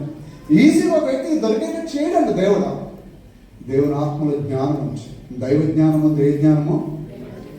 అన్యుల రాజ్యంలో వణికిపోయారంటే దేవుని బిడ్డలను చూసి, నీవంటే జ్ఞానం కలిగిన మనుష్యుని నేను నా రాజ్యంలోనే చూడలేదని అన్యులు సాక్ష్యం ఇచ్చారు. దేవుని జ్ఞానం అంత బలమైంది. దేవుని జ్ఞానం తక్కువ అంచనా వేయకండి. మనకు దేవుని జ్ఞానం లేదు కాబట్టి లోక జ్ఞానంతో బ్రతికేస్తాం కాబట్టి బలహీనంగా ఉన్నాం. మనం తెలిసిందని అభిషేకం ఏ విధమైన జ్ఞానవంతులుగా చేస్తుంది. ఇంకా అందులో లోతుకి వెళ్తే మనకు అర్థమవుతుంది. కనుక దేవుని జ్ఞానం బలమైంది. దేవుని తెలివితేటలు ఉపయోగించండి, అది అభిషేకం ద్వారా వస్తుంది. తర్వాత భయము భక్తి అంటే అర్థమని చెప్పండి. భయం భక్తి అని మీకే అర్థమైంది చెప్పండి. భయభక్తులు అంటే అసలు అర్థమైంది కావాలి. మన భయభక్తులకి అన్య భయభక్తులకి తేడా అని చెప్పండి. మన భయభక్తులకి అన్య భయభక్తులకి తేడా. యెషయా గ్రంథం 29వ అధ్యాయం 13వ వచనం చూడండి. ప్రభు ఇలాగ సెలవిస్తున్నాడు, ఈ ప్రజలు నోటి మాటతో నా యొద్దకు వచ్చుచున్నారు, పెదవులతో నన్ను గనపరుచుచున్నారు గాని తమ హృదయము నాకు దూరం చేసుకొని ఉన్నారు. వారు నా ఎడల చూపు భయభక్తులు మానవుల విధులను బట్టి వారు నేర్చుకున్నవి. చూడండి, దేవుడు అంటున్నాడు, ఈ ప్రజలు నా ఎదుకు వస్తున్నారు, దేవా నిన్నే ఆరాధిస్తున్నా, నిన్నే స్తుతిస్తున్నా అని చెప్తున్నారు. కానీ అసలు నా యందు చూపించవలసిన భయము కానీ భక్తి కానీ వారు నా యొక్క నేర్చుకోకుండా ఎక్కడ నేర్చుకున్నారంట? మానవుల పద్ధతులను బట్టి నేర్చుకున్నారు. అంటే మానవ పద్ధతిలో భయభక్తులు ఉన్నాయి, దైవ పద్ధతిలో భయభక్తులు. ఇప్పుడు మన దగ్గర ఏ భయభక్తులు ఉన్నాయి? మనం చూపించే భయభక్తులు దేవునికి ఎటువంటివి? మానవుల దగ్గర నుంచి నేర్చుకున్నామా, దేవుని వాక్యం నుంచి నేర్చుకున్నామా? ఇప్పుడు అంచాడట, యెహోవా ఆత్మ భయభక్తులను పుట్టిస్తుంది యెహోవా ఎడల. అంటే పరిశుద్ధాత్మను కలిగి ఉంటే మనం దేవునికి ఏ విధంగా భయపడాలో పరిశుద్ధాత్మ నేర్పిస్తారు. పరిశుద్ధాత్మను కలిగి ఉంటే ఏ విధమైన భక్తి చేయాలో పరిశుద్ధాత్మను నేర్పిస్తారు. పరిశుద్ధాత్మ లేకుండా దేవునికి ఏ విధమైన భయభక్తులు చూపించాలో మనకు తెలియదు. కానీ ఎటువంటి భయభక్తులు చూపిస్తా అంటే మన చుట్టుపక్కల ప్రజలు వారి ఆచారాలు సంప్రదాయాలు అలా చేసి మనం అది నేర్స్తాం. దేవుడు అందుకైనా వీళ్ళు మానవ పద్ధతిని బట్టి నేర్చుకున్నారు. ఆ మానవ పద్ధతిని బట్టి భయభక్తులు అంటే వారి హృదయం ఎక్కడో ఉంటుంది, కానీ వారి నోరు మాత్రం నాకు దగ్గర పడుతుంది. దేవా దేవా దేవా ప్రభా ప్రభా అంటారు, వెళ్ళిపోతారు. దేవుడు అందుకన్నాడు, నా నామమును వ్యర్థముగా ఉచ్చరించు. అంటే అర్థమేనంటే దేవుని బిడ్డలుగా దేవునికి భయపడటం అంటే అన్యులు భయపడతారు. ఎందుకు చెప్పండి? ఎందుకు భయపడతారు అన్యులు? దేవుడికి భయపడతారు ఎందుకు? మీరు ఊర్లో ఈ జరిగినప్పుడు చూసారు ఎప్పుడైనా? జాతరలు జరుగుతాయి. ఏమొస్తాయి మనుషులకి? ఏమండి ఏమొస్తాయి? వస్తాయి కదా. Very good. వచ్చినప్పుడు ఏం చేస్తారు వాళ్ళు? ఏం కావాలంటే వాళ్ళకి వాళ్ళకి ఏం కావాలని కోరితే ఇది కావాలి, అది కావాలి, ఎన్నో కోరికలు. వీళ్ళు అందరూ ముందున్నారు అంటారు, అలాగే చేస్తా, అలాగే చేస్తా, అలాగే చేస్తా, అలాగే చేస్తా. ఎందుకు? వీళ్ళకి తెగ భయం. వాళ్ళకి ఏదైనా జరిగిపోతే కీడేది వచ్చేది. ఇప్పుడు దేవుడు అంటున్నాడు, నా ఎడలు చూపించే భయభక్తులు అటువంటి కాదు.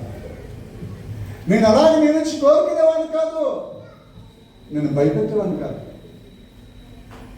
దేవుని ఎడలు మనం చూపించే భయభక్తి అంటే రెస్పెక్ట్, మర్యాద. దేవుడు అంటే ఎనలేని గౌరవం అండి. భయం అంటే అర్థమైందా? దేవుడు ఏదో చేసేస్తాడు. ఆయన నిన్ను ఏం చేస్తాడు? నీకోసం ప్రాణం పెట్టాడు, నిన్నేం చేస్తాడు? నువ్వంటే చచ్చిపోయేంత ప్రేమ ఉంది దేవుడికి. నిన్ను ఏం చేస్తాడు? దేని బట్టి భయపెట్టాడు దేవుడు? మనల్ని ఏ విధంగానూ దేవుడు భయపెట్టాడు. దేవుడికి మనల్ని అంటే ఎనలేని ప్రేమ. అంత ప్రాణం పెట్టిన దేవుడు మనల్ని ఎందుకు భయపడతాడండి? భయపెట్టాడు.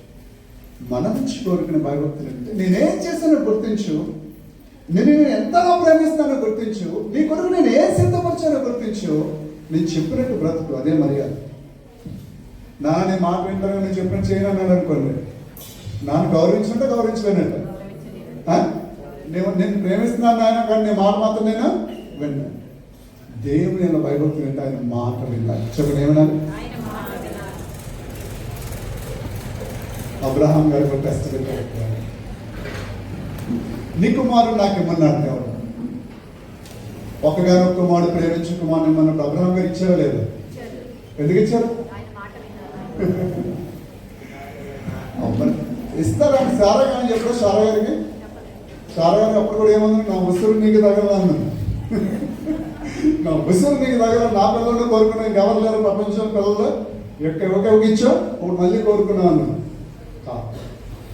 అబ్రహాం గారికి చెప్పలేదు. ఎందుకు చెప్పక పొరపాటు చేశాడు అని కదా. చెప్పడం ఏం చేశారు? ఇస్మాయిల్ను అన్నాడు, కానీ దేవుడు వద్దన్నాడు కదా. కానీ అబ్రహాం గారు ఎందుకు ఇచ్చారండి? మనమైతే ఉంటాం, ఎవరిని ఇంత కఠినాత్ముడువా, 25 సంవత్సరాలు ఈ వాగ్దానం కోసం ఎదురు చూసానా, ఇంకో 20 సంవత్సరాలు ప్రేమతో పెంచుకున్నానా, ఆ పుట్టిన ఇస్మాయిల్ని పంపిస్తావు, వీడు బతుకున్నాను చంపేమన్నాం. అసలు మీరు ఏంటి ప్రభావం, మీరు అసలు అర్థం కావట్లేదని చెప్పాను. అయితే దేవుడినే తిట్టేద్దాం మనమైతే. కానీ అబ్రహాం గారు సంతోషం లేదు. ఎందుకు? మృతులను సజీవులుగా చేయవాడు నా దేవుడు అని ఆయనకు అర్థమైంది. మనకు దేవుడు ఆ స్థాయిలో అర్థమైతేనే మనం నిజమైన అభిషేకాన్ని పొందుకుంటాం.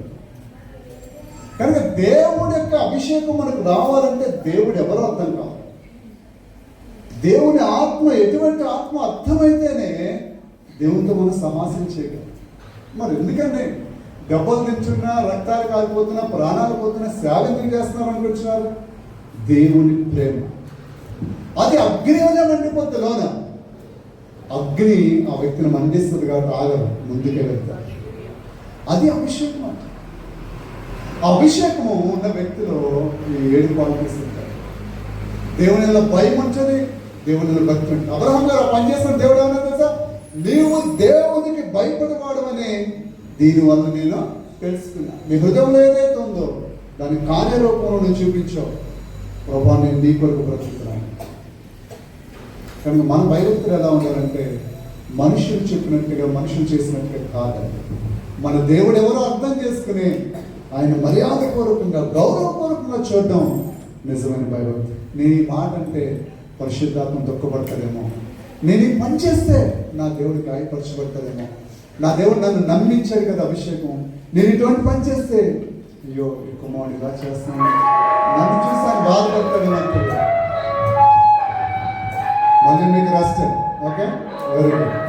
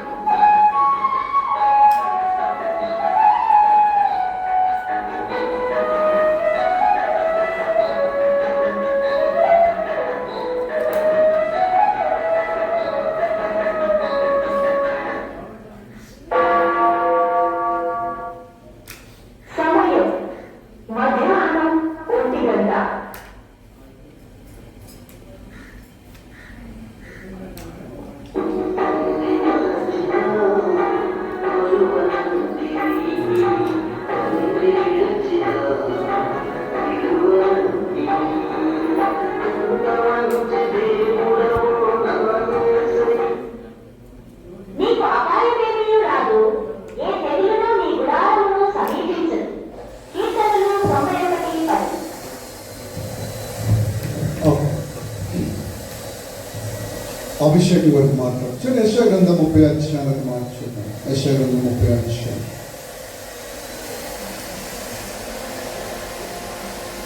ఒకటి వచ్చిన చూడండి. యెహోవా వాక్కు ఇదే. లోబడని పిల్లలకు శ్రమ,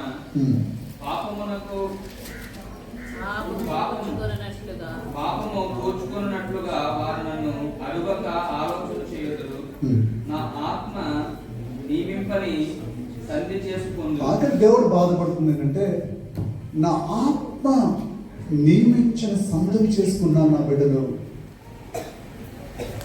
వారు నా మందిరానికి వస్తున్నారు, నన్నే ఆరాధిస్తున్నారు, నాకే భయపడుతున్నట్లుగా మందిరంలో చెప్తున్నారు.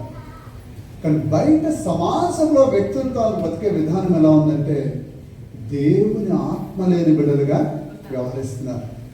పరిశుద్ధాత్మకు అనుకూలం కాని నిబంధనలు బయట వ్యక్తులతో చేస్తున్నారని దేవుడు బాధపడుతున్నాడు. కనుక అటువంటి ప్రజల కొరకు దేవుడు ఏం చేస్తున్నాడంట? 18వ వచనం చూడండి. కావున మీ యందు దయ చూపవలనని యెహోవా ఆలస్యము చేయుచున్నాడు. మిమ్మల్ని కరుణింపవలనని ఆయన నిలవబడి ఉన్నాడు. యెహోవా న్యాయము తీర్చు దేవుడు, ఆయన నిమిత్తము కనిపెట్టు వారందరూ ధన్యులు. ఇక్కడ దేవుడు ఏం చెప్తుంటే, మీ యందు దయ చూపవలనని, మిమ్మల్ని కరుణించవలనని ఆయన నిలవబడి ఉన్నాడు. ఆయన కొరకు కనిపెట్టుకునే వారు ధన్యులు, ఎందుకంటే ఆయన న్యాయము తీర్చే దేవుడు. అయితే మనం ఎట్లా మారాలని దేవుడు కోరుకున్నాడంట? అభిషేకం కలిగిన వ్యక్తులు, అభిషేకం వరకు ఎదురు చూసే వ్యక్తులు. 15వ వచనం చూడండి. ప్రభువు ఇశ్రాయేలు యొక్క పరిశుద్ధ దేవుడగు యెహోవా ఇలాగు సెలవిచ్చుచున్నాడు, మీరు మరలి వచ్చి ఊరకుండుట వలన రక్షింపబడతారు. మీరు ఊరకుండి నమ్ముకొనుట వలన మీకు బలము కలుగును. 17వ వచనం కూడా చూడండి. మీరు పర్వతం మీద నుండి కొయ్యవలను, కొండ మీద నుండి జెండావలను అగు వరకు ఒకని గద్దింపునకు మీలో 1000 మంది పారిపోయేదరు. 5గురి గద్దింపునకు మీరు పారిపోయేది. ఇక్కడ దేవుడి ఉద్దేశం ఏంటంటే, అక్కడ దేవుని బిడ్డను కరుణించాలని దేవుడు ఎదురు చూస్తున్నాడు, దయ చూపాలని కూడా ఎదురు చూస్తున్నాడు, ఆయన ఆత్మకు అనుకూలమైన బిడ్డలుగా మార్చాలని ఎదురు చూస్తున్నాడు. అయితే మనం ఎలా తయారాలనుకున్నాడంటే, పర్వతం మీద ఉండే కొయ్యవల్లి. పర్వతం మీద కొయ్య ఎలా ఉంటుందండి చెప్పండి? పర్వతం మీద చెట్టు కొట్టేసి పాడేశారు. ఓకే, చెట్టు ఒంటిగా ఉంటుంది, గాలి ఉంటుంది. ఏమండి? పర్వతం మీద ఉండే కొయ్యలాగా, అంటే ఒంటరిగా ప్రభు దగ్గర ఉండాలని ఇష్టపడతాను. తర్వాత కొండ మీద ఉండే జెండా వలె. కొండ మీద జెండా ఎలా ఉంటుంది? ఒంటరిగానే ఉంటుంది. మంచిగా నడుస్తుంది, ఎండకి ఎండుతుంది, చలి కొడుతుంది. అలాగ అయిపోవాలన్నాడు దేవుడు మనం. అంటే దేవునితో వ్యక్తిగత సహవాసానికి రావాలి. ఇదంతా సమాజం కదా. ఇప్పుడు విశ్వాసం అంటే అందరూ విశ్వాసం ఉంది అంటారు. ఎందుకు? సమాజం ఉన్నప్పుడు, మన చుట్టుపక్కల అందరూ ఉన్నప్పుడు, ఉద్యోగంగా పాటలు పాడుతున్నప్పుడు అందరికీ బలమైన విశ్వాసం కూడా కనబడుతుంది. ఎప్పుడు మన విశ్వాసం బలహీనంగా కనబడుతుంది? మనం ఒంటరిగా సమస్యలు ఎదుర్కొంచినప్పుడు, కష్టాలు ఎదుర్కొంటున్నప్పుడు, వాటిని మనమే ఫేస్ చేయాల్సి వచ్చినప్పుడు అర్థమవుతుంది మనలో ఎంత విశ్వాసం ఉందో, ఎంత విశ్వాసం లేదు. దేవుడు అదే అన్నాడు, మీరు ఒంటరిగా కొండ మీద జెండా ఎలా ఉంటుందో, పర్వతాల మీద చెట్లు కొట్టేసి పడేస్తాయి ఎలా ఉండిపోతాయో, అలాగ మీరు నాతో ఒంటరిగా గడిపేంత వరకు, ఆ స్టేజ్కి మీరు వచ్చేంత వరకు, నా ప్రభువుగారు నేను తెలుసుకోవాలి, నా ప్రభువుగారు నేను కనిపించాలి, నా ప్రభువుగారు ఈ సంగతిని అర్థం చేసుకొని మీరు వ్యక్తిగతంగా దేవుడితో సమాసం చేసేంత వరకు దేవుడు అలా నిలవబడే ఉంటుందండి. ఎందుకు? కరుణించాలని. ఏం చేయాలండి? కరుణించాలని ఉంది. కానీ మనం ఒంటరిగా దేవుని దగ్గరికి రావడానికి ఇష్టపడకుండా నిలిచే ఉన్నారంట. నేను ఎక్కడికి వెళ్ళిపో దాటిపోతున్నాను, మనం ప్రార్థన చేస్తాం కదా, దాటిపోవట్లేదు, ఆయన అక్కడే ఉన్నారు, నిలిచే ఉన్నారు. కరుణించాలని ఇష్టం ఉంది, దయ చూపాలని ఇష్టం ఉంది, న్యాయం చేయాలని ఇష్టం ఉంది. దేవుడన్నా నా కొరకు కనిపించుకునే వారు ధన్యులు. మీరు వ్యక్తిగతంగా నా సన్నిధికి వచ్చి మీకు మీరుగా ప్రార్థన చేసే అనుభవం, మీకు మీరుగా వాక్యాన్ని ధ్యానించుకునే అనుభవం, మీకు మీరుగా ఆరాధనతో పాటలతో దేవుని పాదాల నుండి అనుభవం వచ్చేంత వరకు మిమ్మల్ని నిలవబడే కరుణించాలని ఎదురు చూస్తున్నాను. మీరు ఆ స్థాయికి వస్తే కరుణించేస్తాను. అది అభిషేకం. అలాగా మనం దేవుని సన్నిధిలో దేవుని కోరుకుంటూ అలా ఒంటరి జీవితాలు ప్రభుతో గడిపేంత స్థాయికి మనం రావాలి.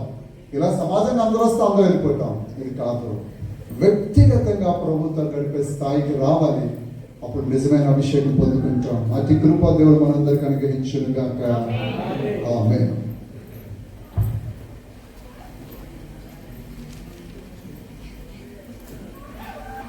చేసుకున్నాం. ప్రతి ఒక్కరు కూడా మనమున్న స్థలంలోనే మోకరించగలిగిన వారు మోకరించి ప్రార్థన చేద్దాం. విన్న వాక్యాన్ని బట్టి ప్రతి ఒక్కరిని కూడా వ్యక్తిగతంగా ఎవరి మట్టుకు వారని దేవుడి రోజు మనతో చాలా సూటిగా స్పష్టంగా మాట్లాడి ఉన్నారు. దేవుడి సంకల్పం ఏంటో, మన ఏడవ తనకున్న చిత్తం ఏంటో మనం